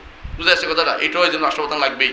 রাষ্ট্রপ্রধান নাই, 3 দিন ছিল না, দেশে কি হয়েছে বলেন তো? মানুষ ঘর থেকে বেরোতে পারেনি, মানুষ ঘর থেকে বেরোতে পারেনি 3 দিনের অবস্থা। চিন্তা করে দেখুন, রাষ্ট্রপ্রধান লাগবেই। এই জন্য রাষ্ট্রপ্রধান ভালো হলে আমাদের হইল, আর ভালো না হলে আমাদের বিরুদ্ধে গেল, কিন্তু রাষ্ট্রপ্রধান লাগবেই। এই জন্য রাষ্ট্রপ্রধান অবশ্যই নির্বাচন করতে হবে। কোনোদিন রাষ্ট্রপ্রধান ছাড়া কোনোদিন আইন বাস্তবায়ন করা সম্ভব হয় না। রাসূলুল্লাহ সাল্লাল্লাহু আলাইহি ওয়াসাল্লাম কি বলেছেন? মান মাতা ওয়া লাইসা ফি উনুকি বাইআ মাতা মিতাতান জাহিলিয়া, যেই ব্যক্তি মরে গেছে অথচ তার কাঁধে কি নাই, বায়াত নাই, সে তো জাহিলিয়াতে মৃত্যুবরণ করেছে। হাদিস এটা তো সবাই কাছে খুশি, অনেকেই মুখস্থ এটা দিয়ে। এটা দিয়ে কি দলিল দেয়? হ্যাঁ, আমিরের বায়াত, সংগঠন আমিরের বায়াত। আস্তাগফিরুল্লাহ, এটা তাহরিফ। এটা রাসূলুল্লাহ সাল্লাল্লাহু আলাইহি ওয়াসাল্লামের হাদিসকে নিজের স্বার্থে ব্যবহার করেছে। এই বায়াতের কথা রাসূল সাল্লাল্লাহু আলাইহি ওয়াসাল্লাম বলেন নাই, রাষ্ট্রপ্রধানের বায়াতের কথা বলেছে। এই জন্য, কারণ আরবে জাহিলিয়াত কেন বলছে বুঝেন? আরবে জাহিলিয়াতে কোনো আমির ছিল না, রাষ্ট্রপ্রধান ছিল না, একে অপরের মারতো, কারো কাছে বিচারের জন্য যাইতে পারতো না। গোত্রপ্রধান বড় শক্তিশালী হলে মেনে নিত, গোত্রপ্রধান শক্তিশালী না হলে কিছু করতে না, চুপ করে বসে থাকতো। কবি বলতেছে আমার কবিলা একেবারেই দুর্বল, তারা কারো কোনো ক্ষতি করে না। মানে আরব রাষ্ট্রে যখন ক্ষমতা থেকে তখন জোরে অনেক ভয় পায়, তো আমরা কারো কোনো ক্ষতি করি না, আমরা খুব দুর্বল মানুষ, চুপচাপ বসে থাকে। এটা কুবাইয়াতুন, কবি বলতেছে এটা লা ইয়াকদুরুন নাসা বিযিম্মাতিন ওয়া লা ইয়াজলুমুন নাসা হাবাতা খারদালি। কবি বলতেছেন না, মানে তাদের গোত্র না, আরবের ছিল এই অবস্থা, যার কোনো ক্ষমতা নাই তারা যার ক্ষমতা আছে খেয়ে ফেলতো। কিরকম হইতো? আপনার গোত্রে যদি কোনো 2 জন মারা গেছে, আপনার গোত্র শক্তিশালী, আপনি ওদের 10 জন মেরে ফেলবেন, আর ওদের 10 জন মরে গেছে, আপনি 1 জন মারবেন। কেন? আপনি শক্তিশালী এই জন্য। এগুলি কেন হয়? কারণ কোনো রাষ্ট্রপ্রধান নেই, এই জন্য। বুঝছেন তো? এই জন্য ওই সময় জাহিলিয়াত চলছিল। রাসূল যে বলেছেন যে ব্যক্তি মারা গেল অথচ কাঁধের মধ্যে কোনো বায়াত নেই, সেই ব্যক্তি জাহিলিয়াতে মৃত্যুবরণ করে। বাস্তব এটা জাহিলিয়াতে অবস্থা ছিল, কোনো রাষ্ট্রপ্রধান ছিল না। আর এখন বানাচ্ছেন এটাকে টেনে এনে কি বানাইছে? আমিরের বায়াত। আল্লাহকে ভয় করুন। এই সমস্ত বই অবশ্যই আপনারা পরিবর্তন করুন, যারা এগুলি লিখে রাখছে। আল্লাহকে ভয় করুন। অধিকাংশ দেখি মাশাআল্লাহ আপনাদের সালাফিদের মধ্যে মধ্যে দেখি লেখে, যারা সালাফিরা এটা লেখে তাদেরকে উচিত নতুন করে শিক্ষা গ্রহণ করা। দিন আপনার এই কোণার মধ্যে শিখলে হবে না, দিনকে তার আসল থেকে শিখতে হবে, যেখান থেকে দিন শিক্ষা দেওয়া হয়েছে সব পুরোপুরি শিখবে। এই জাতীয় বায়াত ইসলামে নাই। অনেকে দেখলাম দলিল দিচ্ছে, রাসূলুল্লাহ সাল্লাল্লাহু আলাইহি ওয়াসাল্লাম বায়াত নিছেন কোথায়? বায়াতুল আকাবাত, এটা দিয়ে দলিল নিয়ে গেছে, আমিরের বায়াত হয়ে গেছে। 1 নম্বর হচ্ছে রাসূল বায়াত নিয়েছেন, তিনি রাসূল হিসাবে। এই বায়াত পরবর্তী আর কেউ নেয় নাই, কারণ তখন রাসূলের কি জন্য? আলাল হিজরাতে ওয়ান নুসরা, আমি হিজরত করব, তোমরা আমাকে সাহায্য করবে। এই জন্য রাসূল মদিনায় যখন গেছেন, যখন যুদ্ধ করতে যাচ্ছেন বদরে, বারবার সাহাবীদের আনসার বলতেছেন আশিরু আলাইয়া আইয়ুহান নাস, মানুষ বলো আমি কি করব বলো। মুহাজিররা দাঁড়িয়ে দাঁড়িয়ে বলতেছে যে ইয়া রাসূল আপনি যেখানে আমরা যুদ্ধ করব। রাসূল কিছু বলে না, বলে বারবার বলতেছে মানুষ বলো, কেন বলবে? এমন সময় দেখে দাঁড়াইছে কে? আনসার মিকদাদ ইবনে আমর। রাসূল বলছে ইয়া রাসূল কান্নাকা তুরিদুনি, ইয়া রাসূল আপনি মনে হয় আমাদেরকে চাচ্ছেন? তুরিদুন, আমাদের চাচ্ছেন? বলে হ্যাঁ তোমাদেরকে চাচ্ছি, কারণ তোমাদের সাথে আমার চুক্তি হয় নাই, মদিনার বাইরে গিয়ে প্রতিরোধ করার কোনো চুক্তি নাই। তা আমি যে তোমাদেরকে নিয়ে যাচ্ছি মদিনার বাইরে, এটা তো আমার চুক্তির বাইরে যাচ্ছে। তখন তারা বলে ইয়া রাসূল আমরা মুসার কাউমের মতো বলবো না যে আপনি এখানে আমরা বসে থাকবো, আপনি যে যুদ্ধ করেন আপনি আপনার রব, আমরা যাই আপনি চাই ডানে পাশে 4-5 যুদ্ধ করবো। রাসূলের মুখ আলোকিত হয়ে গেছে যে আমার আনসার আমাকে সহযোগিতা করবে, তারা এখন আমাকে সহযোগিতা পূর্ণ আমার সাথে থাকবে। তারপর রাসূল সাল্লাল্লাহু আলাইহি ওয়াসাল্লাম যুদ্ধে গেছেন, জানতে হবে জিনিসটা কী জন্য, কিসের কাজ করেছে তারা। বায়াতের লাভ শব্দ একটা ফাইসে লাগাই দিয়েছে যেখানে সেখানে, এটা শরীয়ত অনুমোদন করে না, আপনি লাগাই দিবেন করে যেখানে সেখানে। আলাকুল হাল বায়াত থাকবে আমির, এটা রাসূলুল্লাহ সাল্লাল্লাহু আলাইহি ওয়াসাল্লাম বলেছেন। বুঝে আসছে কথাটা? আমিরও নাই, বায়াত হবে করতে গিয়ে, যেন আমির ইসলামের নির্বাচন করতে বলা হয়েছে। 3 জন বের হলে সফরে একজনকে আমির বানতে বলা হয়েছে, তাই না? এখন হাদারের মধ্যে আমির বানাই ফেলবেন 3 জন একজনকে, না, যে ইসলামী নীতি না। বুঝে আসছে কথাটা? আপনি এখানে 3 জন একজন আমির বানাবেন, এটা বলে নাই, এই আমির ইসলামে বলে নাই। বুঝে আসছে কথা? এখানে তো আপনার নিজস্ব নীতি আছে। সফরে কেন হারিয়ে যেতে পারেন, কথা না শুনলে একজন একদিকে গেলে সে কারো খুঁজে পাবে না কেউ কাউকে। এখানে তো এরিয়ার দরকার নেই, এটা আপনার, কিন্তু এখানে রাষ্ট্রপ্রধান লাগবে। রাসূলুল্লাহ সাল্লাল্লাহু আলাইহি ওয়াসাল্লাম বলেছেন, এই জন্য আরও অনেকগুলি হাদিস আমি সবগুলো উল্লেখ করলাম না। ইসলামে 10টা পয়েন্ট বলতে যে ইসলামে অবশ্যই রাষ্ট্রপ্রধান লাগবেই, রাষ্ট্রপ্রধান লাগে। এর মধ্যে আবু বকর বায়াত, ওমরের বায়াত, ওসমানের বায়াত, আলী স্পষ্ট আমাদের কাছে। এবং রাসূলুল্লাহ সাল্লাল্লাহু আলাইহি ওয়াসাল্লাম একটা দৌলা প্রতিষ্ঠা করেছেন, একটা দৌলা প্রতিষ্ঠা করেছেন। আর সাহাবায়ে কেরামের উপরে ইজমা করেছেন যে রাষ্ট্র প্রতিষ্ঠা করতে হবে। আর যে কারণ রাষ্ট্র প্রতিষ্ঠা করতে হবে, মা লা ইয়াতিমুল ওয়াজিবু ইল্লা বিহি বা ওয়াজিব, যা না করলে ওয়াজিব পূরণ করা যায় না তা করা ওয়াজিব, শরীয়তে এটা ফরজ। এবং মানুষের যে সমস্যা উত্তরণের জন্য এটা অবশ্যই দরকার। এখন আসেন, আমি যেটা বলতে চাচ্ছি, এটা রাষ্ট্রপ্রধান নির্বাচনের বিষয়টা, রাষ্ট্রপ্রধান নির্বাচন বিষয়টা এটা কি ফরজে আইন না ফরজে কিফায়া? আমরা একটু আগে বলেছিলাম ফরজে কিফায়া, ফরজে কিফায়া কারা করবে, শর্ত, ইমামতের শর্ত কি, এগুলি কিন্তু আমাদের প্রত্যেকে জানা দরকার, প্রত্যেকের আমাদের জানা দরকার। এটা আমি আগে আলোচনা করার আগে আরেকটা যে আলোচনা করতে চাই, একজন রাষ্ট্রপ্রধানের কাজ কি, ইসলামের দৃষ্টিতে রাষ্ট্রপ্রধানের কাজ কি? ইসলামের দৃষ্টিতে একজন রাষ্ট্রপ্রধানের কাজ হচ্ছে 2টা। 1 নম্বর হচ্ছে ইকামতুদ দ্বীন, আরেকজন হচ্ছে সিয়াসাতুদ দুনিয়া। রাষ্ট্রপ্রধানের প্রথম কাজ হচ্ছে ইকামতুদ দ্বীন, রাষ্ট্র দ্বীনকে প্রতিষ্ঠা। 2 নম্বর হচ্ছে সিয়াসাতুদ দুনিয়া, দুনিয়াকে শাসন। 2টা, ইকামতুদ দ্বীন 2টা, আবার 2টা, দ্বীনকে হেফাজত করা আর দ্বীনকে বাস্তবায়ন করা। ইকামতুদ দ্বীন, রাষ্ট্র দ্বীন কায়েমের মূল কথা হচ্ছে দ্বীনকে হেফাজত করা, প্রচার প্রসার করা। একটা হচ্ছে দ্বিতীয়ত দ্বীনকে বাস্তবায়ন করা। তাহলে দ্বীন বাস্তবায়ন যদি না করে সেই ব্যক্তি কি হবে না, রাষ্ট্রপ্রধান হওয়ার যোগ্যতা অর্জন করতে পারে না, অর্থাৎ তার উদ্দেশ্য সাধন করতে পারে নাই, উদ্দেশ্য বিরোধী কাজ করে যাচ্ছে। 1 নম্বর কাজ। সিয়াসাতুদ দুনিয়া, দ্বীন বাস্তবায়ন মানে কি বুঝছেন তো? শরিয়ত বাস্তবায়ন, হুদুদ বাস্তবায়ন, কিসাস বাস্তবায়ন, এবং মানুষদেরকে যেভাবে পারা যায় দ্বীনের উপর কেউ সন্দেহ দূর করার কাজ করুন। এই যে নারীরা যে সমস্ত নিয়ে আসতেছে, বা অমুক যে সমস্ত এরা নিয়ে খারাপ জিনিস নিয়ে আসতেছে, এগুলিকে প্রতিহত করা রাষ্ট্রপ্রধানের দায়িত্ব, আমাদের না। আমরা লাফালাফি করতেছি কি জন্য? রাষ্ট্রপ্রধানের দায়িত্ব ছিল এগুলি, এটা বোঝা দরকার, তার দায়িত্ব, সে আল্লাহর কাছে ধরা খাবে। তাহলে প্রথমে কি বলছি, 2টা কাজ। একটা কি বলেন? হেফজুদ দ্বীন, ইকামতুদ দ্বীন। এটা দুইভাবে। একটা কি দ্বীন সংরক্ষণ করা, হেফাজত করা, আর হচ্ছে এটা দ্বীনকে বাস্তবায়ন করা। 2টাই লাগবে। দ্বীন বা সংরক্ষণ, আকীদা সংরক্ষণ প্রথম, শরিয়া সংরক্ষণ, বুঝছেন তো? এইটার জন্য ইউনিভার্সিটি প্রতিষ্ঠা, ইউনিভার্সিটিতে লোক দেয়া, সেগুলি তৈরি করা, ছাত্র তৈরি করা, বিভিন্ন দেশ থেকে পড়িয়ে নিয়ে আসা, এগুলি বাস্তবায়ন, এগুলি কার দায়িত্ব? রাষ্ট্রপ্রধানের দায়িত্ব। তারা ভুল বলতেছে। ইকামতুদ দ্বীনের মূল কাজ এগুলি। ব্যক্তিগত ইকামত দ্বীন করতে পারে না। ব্যক্তি ইকামত দ্বীন করবে শুধু ঘরের মধ্যে। আমি ইকামতুদ দ্বীনের দায়িত্ব দিয়ে নিচ্ছি, কোন জায়গায় করব? ইকামতের দায়িত্ব আমার শুধু আমার ঘরের মধ্যে। আলমারউ, একজন মানুষ তার ঘরের রাখাল, একজন মানুষ তার পরিবারের রাখাল, একজন নারী তার ঘরের রাখাল। এইভাবে সমাজের সিস্টেম দিছে। আপনি পরিবারে করতে পারবেন, আমি মসজিদের মধ্যে আপনাদের বলতে পারবো, অথবা আমার ইউনিভার্সিটি আমার ছাত্রদের মধ্যে বলতে পারবো, এর বাইরে আমার দায়িত্ব নাই। কিন্তু রাষ্ট্রপ্রধানের পুরো রাষ্ট্রের উপর দায়িত্ব আছে।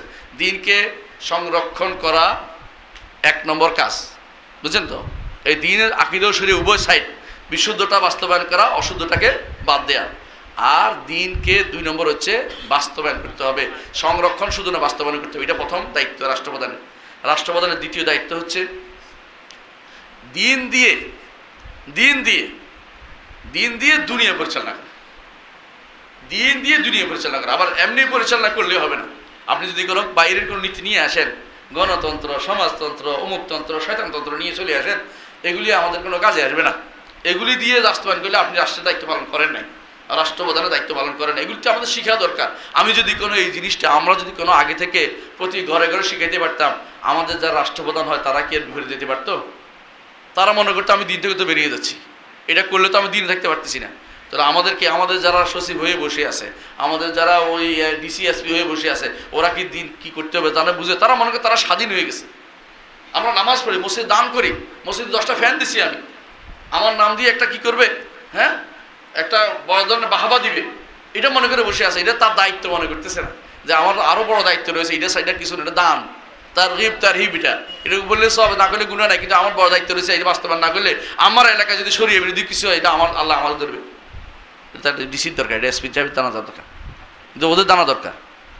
ওদের পরিবার থেকে শিক্ষা আসে নাই, তো প্রতিষ্ঠান থেকেও আসে নাই, তাদের ট্রেনিংয়ের মধ্যেও আসে নাই, সারা জীবন কোনোদিন তারা পড়ে নাই, তাদের উপর আপনি কীভাবে দিনটা কায়েম করবেন আমাকে বলেন তো? আপনার দিকে অরণ্য রোদন ছাড়া কিছু হবে না। কয়টা বলছি? সিয়াসাতুদ্দিন কীভাবে হবে সিয়াসা? এটা দুইভাবে করতে হবে। একটা হচ্ছে দিন দিয়ে দুনিয়া চালানোর মধ্যে দুইটা সাইড। একটা হচ্ছে আপনাকে রাষ্ট্রের মধ্যে কিছু নীতি আছে স্থায়ী, এগুলির মধ্যে হাত যেন না দেয়, এটা আপনি বাস্তব দেখবেন। রাষ্ট্রের কিছু স্থায়ী নীতি আছে, এগুলি কেউ হাত দিতে না পারে। সুদকে হারাম না করে হালাল না করে ফেলে, ঘুষকে হালাল না করে ফেলে, বুঝলেন না কথাটা? হ্যাঁ, এবং এই জাতীয় যতগুলি মদকে আবার হালাল না করে ফেলে, বাস্তবায়ন না করে ফেলে, এগুলি আপনার দায়িত্ব স্বভাবে ঠিক রাখা। মোতাগাইয়িরাতের ব্যাপারে আপনি ইজতিহাদ মানুষ ডাকবেন, এটা আপনার দায়িত্বের ভিতরে পড়ে। এই দুইটা বুঝতে পারছি তো? স্বভাবে তবে মোতাগাইয়িরাত, পরিবর্তনশীল অপরিবর্তনশীল, দুই দিন লাগবে আপনার। এই যে জিনিসটা এতক্ষণ ধরে বললাম যে আপনাকে, আমাদের এখানে তো আজান না, ঠিক আছে, আপনাকে যে শরিয়াতে যেটা দিয়েছে, মানে আপনার দিন এটা দিয়ে আপনাকে দুনিয়া বাস্তবায়ন করতে হবে। এখন যদি আপনি এটা বাস্তবায়ন না করেন, আপনার হুকুমটা আপনাকে জানতে হবে কি অবস্থা হয়। যদি এটা না করেন, এক নম্বর হচ্ছে আপনি কুফরে আকবরে লিপ্ত হবেন। কখন? চার অবস্থায়। এক নম্বর হচ্ছে যদি আপনি এর বিরোধী কোনো আইন প্রণয়ন করেন, তাহলে আপনি কাফের হয়ে যাবেন, বড় কাফের। অর্থাৎ আপনার স্ত্রী তালাক হয়ে যাবে, আপনি মুসলমানদের জানাজা পাবেন না, মুসলিম কবরস্থানে দাফন হবেন না, আপনি মুসলিম বিবেচিত হবেন না, আর আখেরাত অবস্থান যা আছে এটা বলার দরকার নেই। দ্বিতীয় হচ্ছে যদি আপনি এর পক্ষ প্রতিরোধ করতে থাকেন, কোনটা? আল্লাহ বিরোধী আইনের পক্ষে প্রতিরোধ করেন, এটা ঠিক। আমাদের টকশোতে বসে বসে যারা এগুলি করে দেখেন, হ্যাঁ, কেউ দেখবেন যে এখন নারী কমিশনের পক্ষে কথা বলতেছে, তাদের আর কোনো মানে যারা সামান্যতম দিনের কোনো সামান্যতম জ্ঞান তাদের মধ্যে নেই। আরেক গোষ্ঠী কাফের হবে কারা? যারা এই আইন, আল্লাহ বিরোধী আইন বানিয়ে দেওয়ার এটা যারা বিচার করতেছে, এরাও কাফের হয়ে যাবে। তিন গোষ্ঠী হলো। 4 নম্বর গোষ্ঠী হচ্ছে যারা মেনে নিবে তারাও কাফের, বুঝলেন কিনা? যে এইটা আমি মেনে নিচ্ছি, ধরেন কেউ নারীকে ছেলেকে মেয়ের সমান, মেয়ের ছেলে সমান নিচ্ছে বাপের সম্পত্তি থেকে, কোর্ট দিয়ে দিছে, আর আপনি মেনে নিছেন, পাইছেন বলে নারী মানুষ, বা আমারও দিছে, কোর্ট দিছে, এটা তো মেনে নেন, কি হইব? আপনিও কাফের, কোনো সন্দেহ নেই। তো আপনাকে কেউ দিলেই নিতে পারেন না। অনেকে বলে গণতান্ত্রিক অধিকার আমরা এটা করছি, গণতান্ত্রিক অধিকার দিলেই নেবেন আপনি? হারামকে কোনোদিন হালাল করতে পারেন, আপনি নিতে পারেন না এটা? হ্যাঁ, গণতান্ত্রিক অধিকার দিচ্ছে আপনাকে, কি সুদ যেমন ইচ্ছে আপনি কান খাইতে পারবেন, তাহলে আপনি এটা নেবেন কি জন্য? গণতান্ত্রিক অধিকার দিলেও হারামকে হালাল করা যায় না, কথা বুঝতে হবে আমাদেরকে। রাষ্ট্রপ্রধানের আরও 3টা দায়িত্ব আছে, শাখা দায়িত্ব। প্রথম কয়টা বলছিলাম? 2টার মধ্যে কয়টা বলছি? আরও 2টা করে 4টা, মনে থাকে যান। রাষ্ট্রপ্রধানের আরও শাখা দায়িত্ব 3টা। 1 নম্বর হচ্ছে ইনসাফ কায়েম করা, জুলুম প্রতিরোধ করা। 2 নম্বর হচ্ছে মানুষের মধ্যে বিচ্ছিন্নতা তৈরি না করা, দ্বীনের উপর ঐক্য রাখা, আকীদার উপর ঐক্য রাখার চেষ্টা করা, তার কাজ হবে এটা। মানুষের মধ্যে বিচ্ছিন্নতা তৈরি করা, তার আলেম সমাজ থাকবে তাদের কাছে ফিরিয়ে দেয়া। 3 নম্বর হচ্ছে জগৎকে আবাদ করা, দায়িত্বের ভিতরে পড়ে। অর্থাৎ আপনি শুধু আল্লাহ কথাই বলে যাবেন তা নয়, আপনি মানুষের কল্যাণেও কাজ করে যাবেন, এটা আপনার দায়িত্ব। রাস্তাঘাট তৈরি করবেন, কালভার্ট তৈরি করবেন, মানুষ যাইতে পারতেছে না, করবেন, এটা আপনার দায়িত্বের ভিতরে পড়ে।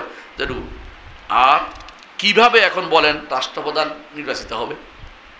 আমি লম্বা করতে পারবো না, জানি না কতক্ষণ সময় পার হয়ে গেছে, আসলে তো লম্বা টাইম আছে ইনশাআল্লাহ, আমি বলতে থাকি, আপনারা শুনেন, কাজে লাগবে ইনশাআল্লাহ। রাষ্ট্রপ্রধানের দায়িত্বে আপনাদের পালন করতে হবে রাসূলুল্লাহ সাল্লাল্লাহু আলাইহি সাল্লাম কীভাবে করেছেন সেটা এবং সাহাবায়ে কেরাম কীভাবে সেটার উপর নির্ভর করে। রাসূলুল্লাহ সাল্লাল্লাহু আলাইহি ওয়াসাল্লাম বলেছেন ইক্তাদাউ বিল্লাযাইনি মিন বা'দি আবী বকর ওমর, আমার পরে দুইজন আসতেছে, এই দুইজনের অনুসরণ করে চলো। তাহলে বোঝা গেল তিনি তারপরে দুইজন আসবে খলিফা তিনি বলে গেছেন, তাই না?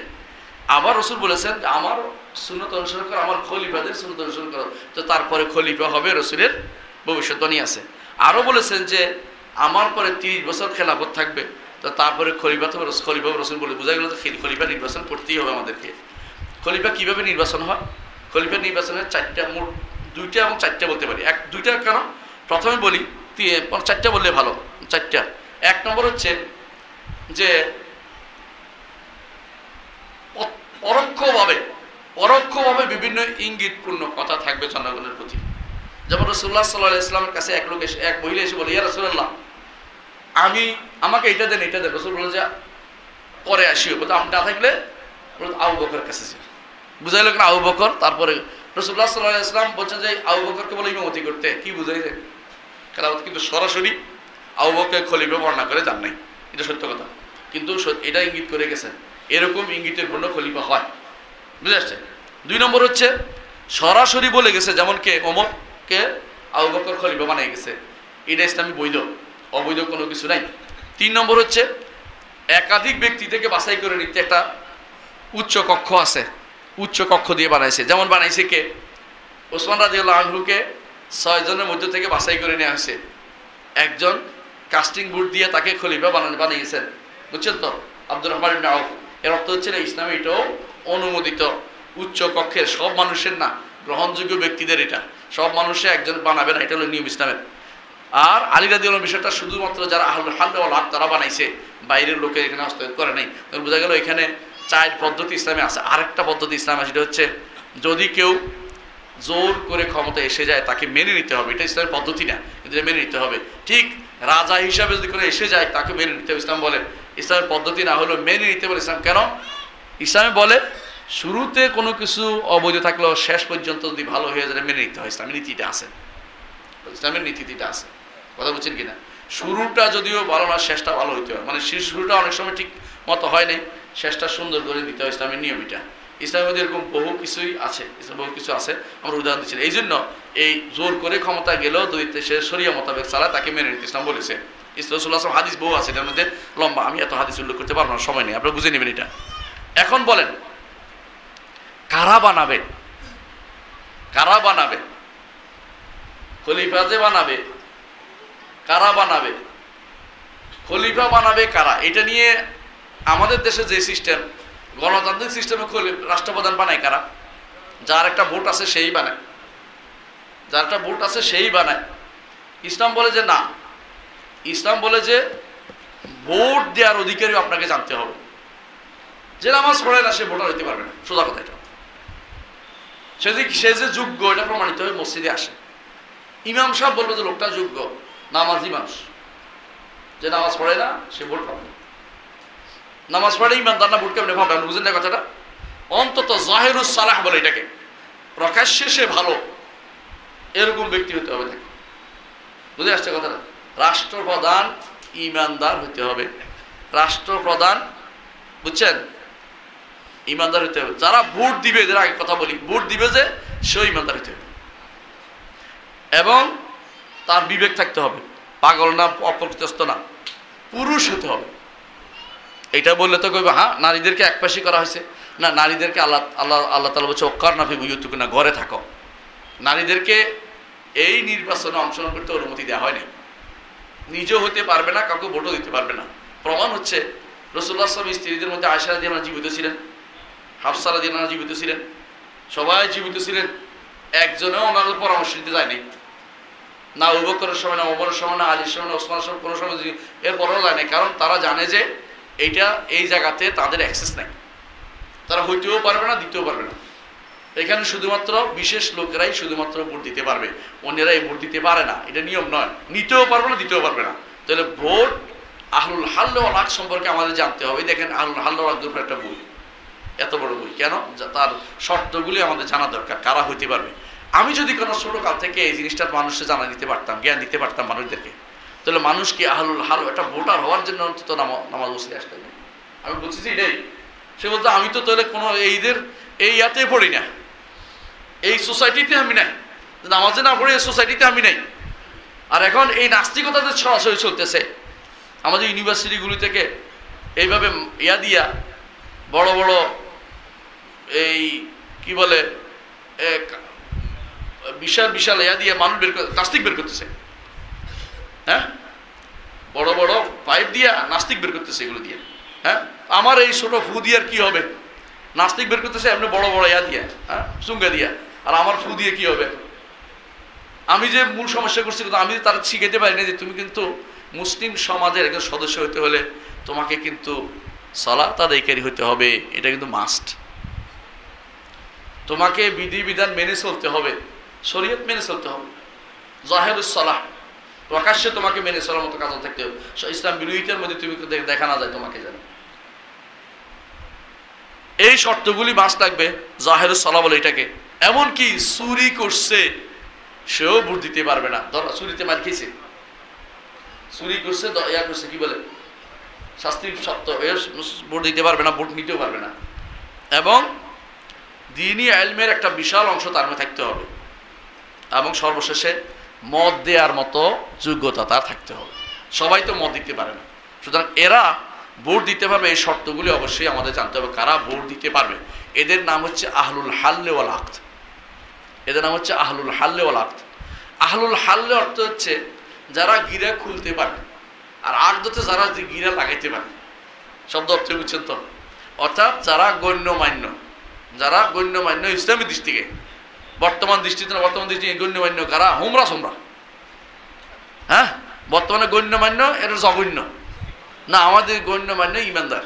হ্যাঁ, যারা ইমানের দিক থেকে যারা মানসম্মত, তারাই শুধু ভোট দিতে পারবে, নিতে পারবে।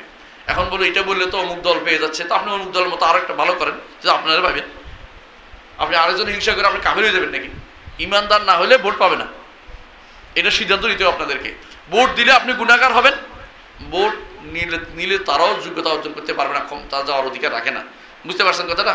যারা আহলুল হাল্ল ওয়াল আকদ, আপনাকে আগে কারা জানতে হবে, যারা মূল চালিকা শক্তি ইসলামী রাষ্ট্রের, যারা মূল লোক, তারা ইসলামী রাষ্ট্রের মূল লোক হচ্ছে আহলুল হাল্ল ওয়াল আকদ, যারা গিরা দিতে পারে এবং গিরা ছুড়াইতে পারে। এদের কাজ কি? এদের কাজ কি? এক নম্বর কাজ হচ্ছে তারা মজলিসে শুরা নির্বাচন করতে পারবে একটা অংশ, আরেকটা অংশ রাষ্ট্রপ্রধান নির্বাচন করবে। অনেকে চিনে না, রাষ্ট্রপ্রধান চিনে যে আলেম আছে, নির্বাচন করে না, তাই বলে আলেমদেরকে কিছু মনোনীত করতে পারবে। মজলিস শুরাতে কারা থাকবে? ওলামা, দিন বুঝে, দুনিয়া বুঝে দুই শ্রেণীকে মজলিস শুরা থাকবে। দিন মাস থাকবে, অতিরিক্ত তারা দুনিয়াও বুঝে, এই পরিস্থিতি কি করতে হবে, এই পরিস্থিতি কি করতে হবে এটাও বুঝে, এরকম লোক থাকতে হবে।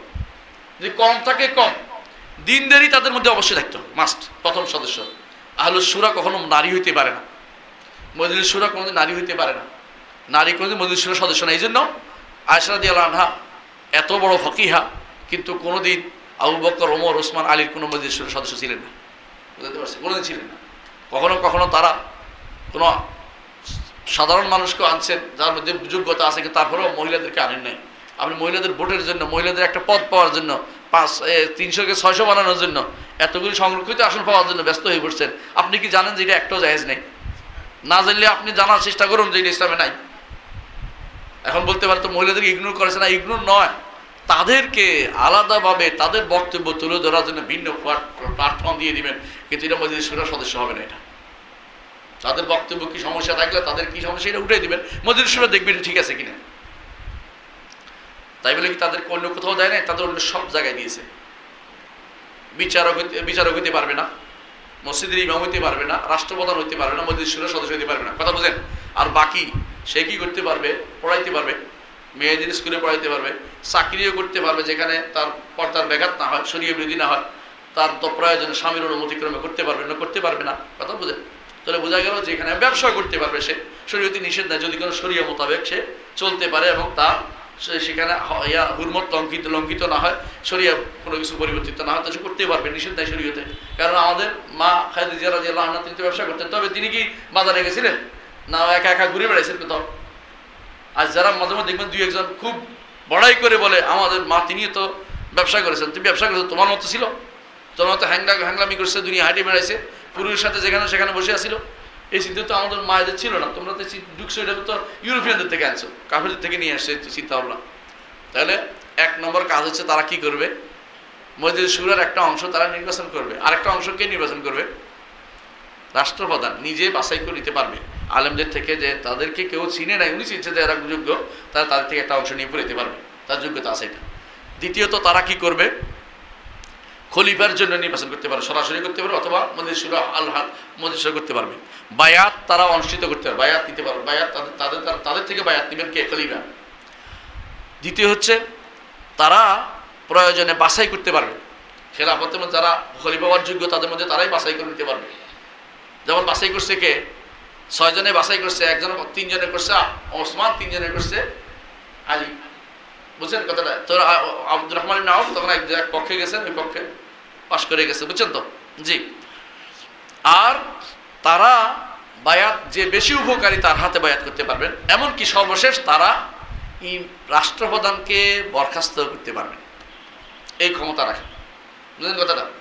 বরখাস্ত করার নিয়ম কখন করবে সেটা বলতেছি, কিন্তু বরখাস্ত ক্ষমতা রাখে, তাদের হাতে এটা আছে। কিন্তু আহলুল হাদিসের সদস্য কয়জন হবেন এটা ইজতিহাদের বিষয়, রাষ্ট্র অনুসারে, জনগণ অনুসারে যেখানে যেটা প্রয়োজন সেখানে সেটা বাস্তবায়ন করতে পারে। এর ইজতিহাদের জায়গা আছে এখানে, যে আমি এখানে 100 জন নেবো, বা 200 জন নেবো, 500 জন নেবো, 600 জন নেবো, বা আমি ভাগ করে নেবো, অঞ্চল ভিত্তিক নেবো, অথবা আমি মানুষ ভিত্তিক নেবো, ভিত্তিক নেবো। এটা হতে পারে যে আমরা এই মতে যারা বিশ্বাসী আমরা এটাতে নিচ্ছি, সুন্নিদের থেকে এতগুলি, শিয়াদের থেকে এটা নিয়ে, শিয়াদের কোনো জায়গা নেই, জায়গা দিয়ে তাদেরকে কোন জায়গাতে তাদের পক্ষ থেকে তারা যদি কেউ বলে, আর অন্যরা কি অন্য কাফেররা আছে তাদের পক্ষ থেকে আলাদা ছোট নিম্ন কক্ষে হইতে পারে, উচ্চ কক্ষে কোনো দিনে আকীদা নষ্ট অথবা ঈমান নষ্ট অথবা শরিয়া বিরোধী এর কাউকে, অথবা ইসলাম বিরোধী কোনো কাউকে সেখানে জায়গা হবে না। সোজা কথা, এটা স্থায়ী বডি, ইসলাম রাষ্ট্রের স্থায়ী বডি, কোনো পরিবর্তন হতে পারবে, কথা বুঝছেন? হ্যাঁ, একজন মরে গেলে একজন জায়গা হবে, কে নিবে? তখন সে আবার যোগ্যতার ভিত্তিতে আসবে, ইসলাম এবং আকীদা শরিয়া মেনে চলে এরকম লোক থেকে যোগ্যতার ভিত্তিতে আসবে। ইমামের কি, একজন রাষ্ট্রপ্রধানের কি যোগ্যতা থাকতে হয়? মুসলিম হতে হবে, প্রাপ্তবয়স্ক হতে হবে, বিবেক থাকতে হবে, স্বাধীন হতে হবে, পুরুষ হতে হবে, দ্বীনের পর্যাপ্ত জ্ঞান থাকতে হবে, পর্যাপ্ত। আমরা আলেম বানাচ্ছি না এখন, কাউকে বলি না আলেম, পর্যাপ্ত জ্ঞানী হতে হবে, দ্বীন সম্পর্কে জানে, অযোগ্য নয়, একেবারে দ্বীন সম্পর্কে কিছু বুঝে না। আমাদের লোকেরা তো নামাজ পড়তেও জানে না, আমরা নামাজও পড়তে জানে, নামাজও পড়তে জানে, আমাকে প্রতিদিন যেটা লাগে 5 বার, হ্যাঁ, এইটাতে পারে না। আমরা এরপর উপরটা কি করবো? ওরা 3 সময় কি বুঝবে এদের? তারপরে ন্যায়পরায়ণ হতে হবে এবং শারীরিকভাবে যোগ্য, অর্থাৎ সাহসী হতে হবে, এবং শরীয়ত বাস্তবায়নের মতো নিতে পারবে, ভার নিতে পারবে, যে কোনো মূল্যে আল্লাহর শরীয়তকে বাস্তবায়ন করব। এবং শারীরিক যোগ্যতা, মানসিক যোগ্যতা সম্পন্ন হতে, মানসিক যোগ্যতা থাকতে হবে। আর এইটার জন্য পাগল হওয়া যাবে না। যদি মাসলাহাত না থাকে যে আমি পাওয়ার জন্য আমাকে দিতে হবে, এরকম না। হ্যাঁ, তিনি চাইবেন যাকে যোগ্য মনে করেন দিবেন, জোর করে নেওয়ার মতো মানুষ না থাকবে, তো মানুষ নির্বাচন করে, ঠিক আছে। এখন বললাম, সংক্ষেপ শেষ করবো ইনশাল্লাহ, দেরি করবো না, যে একজন রাষ্ট্রপ্রধানের দায়িত্ব তো আমরা বলেছি না কি করতে হবে? রাষ্ট্রপ্রধানের রাষ্ট্রপ্রধানের দায়িত্ব আদায়ের পরে যেটা থাকে সেটা হচ্ছে, রাষ্ট্রপ্রধান আরও কিছু দায়িত্ব আছে। এটা হলো সম্পদ আহরণ করা এবং সম্পদ ব্যয় করা, যেটা কথা আমি ইঙ্গিত করেছিলাম। সম্পদ কোত্থেকে আয় করতে হবে? ইসলাম বলছে যাকাত, খারাজ, জিজিয়া, অসুর, কানায়েম, ভাই এবং বিভিন্ন যেগুলো বর্তমানে বিভিন্ন যে সমস্ত এগুলি সম্পদ আয় করবেন। ব্যয় করবেন কোথায়? ব্যয় করবেন বিচারক, মুসলিমদের ইয়াতে লেখাপড়ায়, এবং তাদের ব্যয় করবেন তাদের বিভিন্ন রাষ্ট্র পরিচালনা, বিভিন্ন খাত ব্যয় করতে পারবেন। এমনকি যেখানে নসিহত হচ্ছে এটা মজলিস শুরাতে বেশ করতে পারবেন, এবং কি এটার জন্য তিনি মজলিস শুরু ডাকতে পারবেন। তার হক কি? তার অধিকার তো জানলেন, যেহেতু কী করবে জানেন, তার হক হচ্ছে তাকে আনুগত্য করতে হবে, তার আনুগত্য করা ফরজ। তবে এই আনুগত্য মোতলাক না, অর্থাৎ নিঃশর্ত না। এই আনুগত্য শর্তযুক্ত, অর্থাৎ যতক্ষণ সে আল্লাহ রাসূলের কথা শুনে ততক্ষণ তার আনুগত্য শুনতে হবে, মানতে হবে। শরিয়া বিরোধী কিছু হলে মানা যাবে না, বুঝছেন তো? দ্বিতীয় তার কর্তব্য হচ্ছে তার সাহায্য করা, তাকে সাহায্য করতে হবে। 3 নম্বর কর্তব্য হচ্ছে তার প্রতি কল্যাণকামী হতে হবে, কল্যাণকামিতা। 4 নম্বর শর্ত হচ্ছে সে যদি কোনো সম্পদ চায়, রাষ্ট্র পরিচালনা পারে না, তখন অতিরিক্ত সম্পদ তাকে দিতে হবে, একটা অংশ দিতে হবে। আর 5 নম্বর হচ্ছে যে যতক্ষণ পর্যন্ত সে যোগ্য আছে তাকে পরিবর্তন করা যাবে না। 5 বছর 10 বছরের সিস্টেমটা আসলে সুন্দর না। কেন সুন্দর না? একজন 5 বছর খাইছে, আরেকজন এরপরে এসে আবার খাওয়া শুরু করে দেয়, এরপর তাড়াতাড়ি করে আবার যে 5 বছর মতো আমি থাকতেই পারবো না, যত পারি তত বিদেশে পাচার করি। এটা খুবই খারাপ জিনিস। কি কি কারণে একজন রাষ্ট্রপ্রধান থাকতে পারবে না ইসলামী রাষ্ট্রের? 1 নম্বর কারণ হচ্ছে যদি কাফের হয়ে যায়, মোরতাদ হয়ে যায়। 2 নম্বর হচ্ছে সালাত ত্যাগকারী হলে, এবং সালাত ত্যাগকারী তার কোনো গুরুত্বই নেই, গুরুত্বহীন হলে। 3 নম্বর হচ্ছে আল্লাহর বিধান ব্যতীত রাষ্ট্র পরিচালনা করলে সরাসরি তার অধীনে হচ্ছে, এটা আর কথা, তিনি পরিচালনা করছেন এক কথা। 4 নম্বর হচ্ছে যদি তিনি এমন পর্যায়ে ফাসেক হন যে মানুষ তার ফাসেক ফাজে জালেম হন, যে মানুষ দুর্বিষহ হয়ে, মানে মানুষ পারতেছে না চলতে, তখন তার থাকবে না, কি রাষ্ট্রপ্রধান হওয়ার যোগ্যতা থাকবে না। 5 নম্বর হচ্ছে যে সে যদি কোনো মানুষের কর্মকাণ্ড পরিচালনা করতে বাধা দিয়ে রাখে। 6 নম্বর হচ্ছে যদি কোনো তার যে যোগ্যতা ছিল, যোগ্যতাগুলি হারিয়ে ফেলে। আমি শেষ করে দিচ্ছি, এখন বলেন, শেষ করে দিচ্ছি, কতক্ষণ এক বিষয় রয়েছে। মানুষ যদি বললেন তো এতক্ষণ যে তাকে বাদ দিতে হবে, তাকে বাদ দেওয়ার তো সিস্টেমও আছে না? আপনারা কিছুদিন আগে বিশাল বিশাল কাজ করে ফেলছেন, মাশাআল্লাহ, তাই না? আসলে কি এটা শরীর নীতির ভিতরে পড়ে? কিন্তু যে ওই দিন হবে যেদিন সরকার পড়ে গেছে, সেনাবাহিনী যেদিন সরকারকে ছেড়ে দিয়েছে, সেদিন সরকার পড়ে গেছে। কারণ একটা বাহিনীর উপর সরকার টিকে থাকে। সেদিন থেকে শুধুমাত্র আপনাদের সরকার বৈধ, এই বর্তমান। এর আগের ওই সরকারে ছিল, এই সরকার আসার আগ পর্যন্ত। কথা ঠিক কিনা? ঠিক আছে, বুঝতে হবে জিনিসটা। একজন রাষ্ট্রপ্রধানকে পরিবর্তনের কয়টা সিস্টেম? একটা হচ্ছে নিজে তিনি চলে যাবেন। 2 নম্বর হচ্ছে তাকে জোর করে ক্ষমতা থেকে নামানো হবে। এতে ফেতনা বেশি, এতে সমস্যা বেশি। যদি ফেতনার চেয়ে লাভ বেশি হয়, যতটুকু ক্ষতি হয়েছে তার থেকে লাভ বেশি হবে, এরকম শিওর থাকে, তাহলে শুধুমাত্র তাকে সরানো যাবে।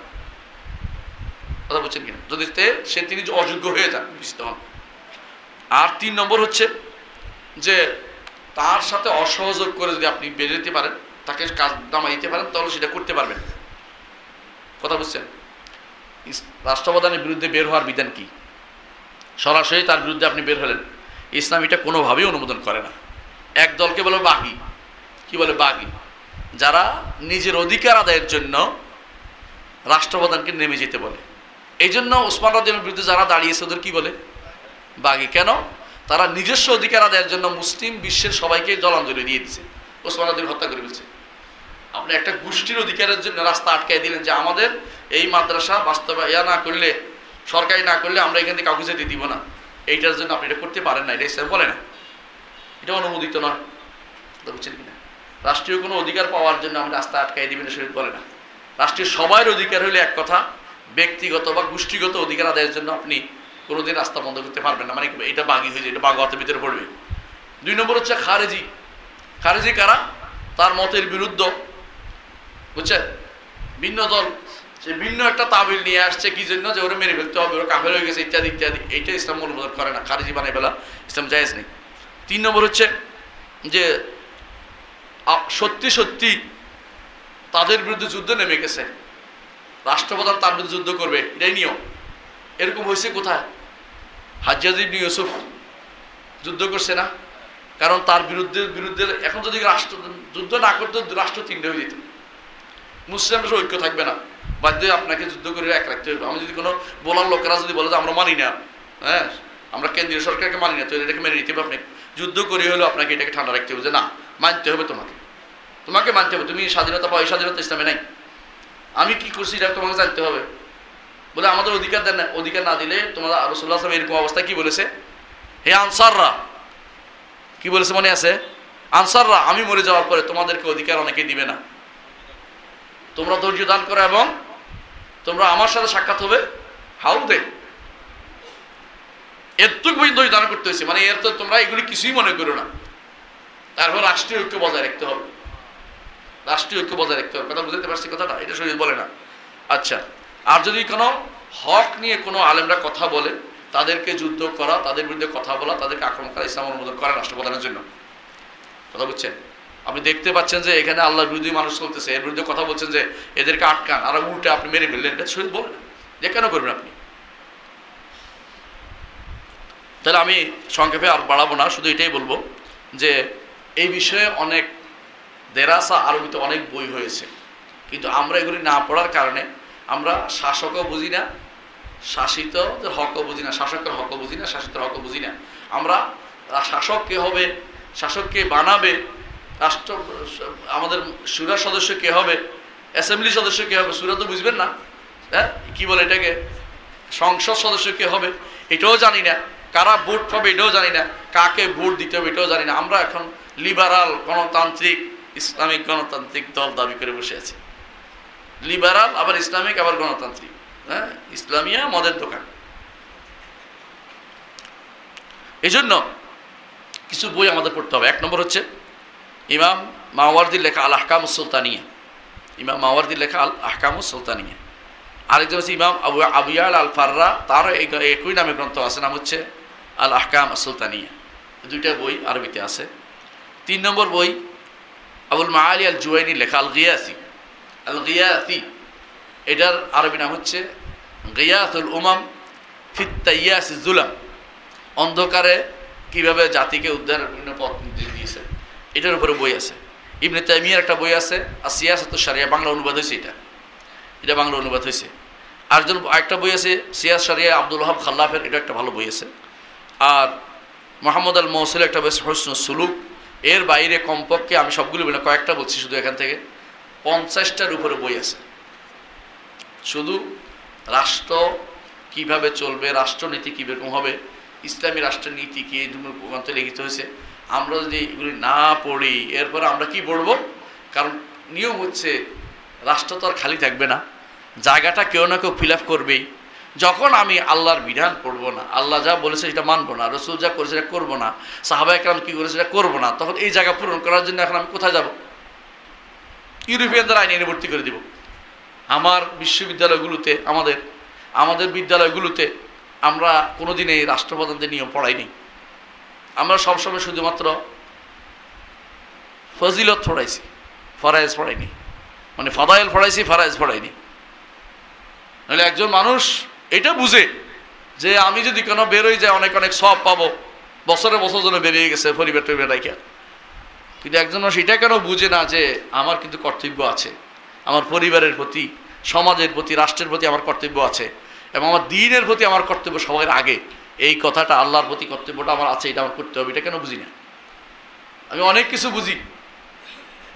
আমি দেশের মানুষের কষ্টে আমার চোখের পানি চলে আসবে, ভালো, কিন্তু দেশের মানুষের ঈমান নষ্ট হলে আমার আরও বেশি কান্না আসা উচিত। ঈমান নিয়ে না নিয়ে গেলে আমার কী লাভ?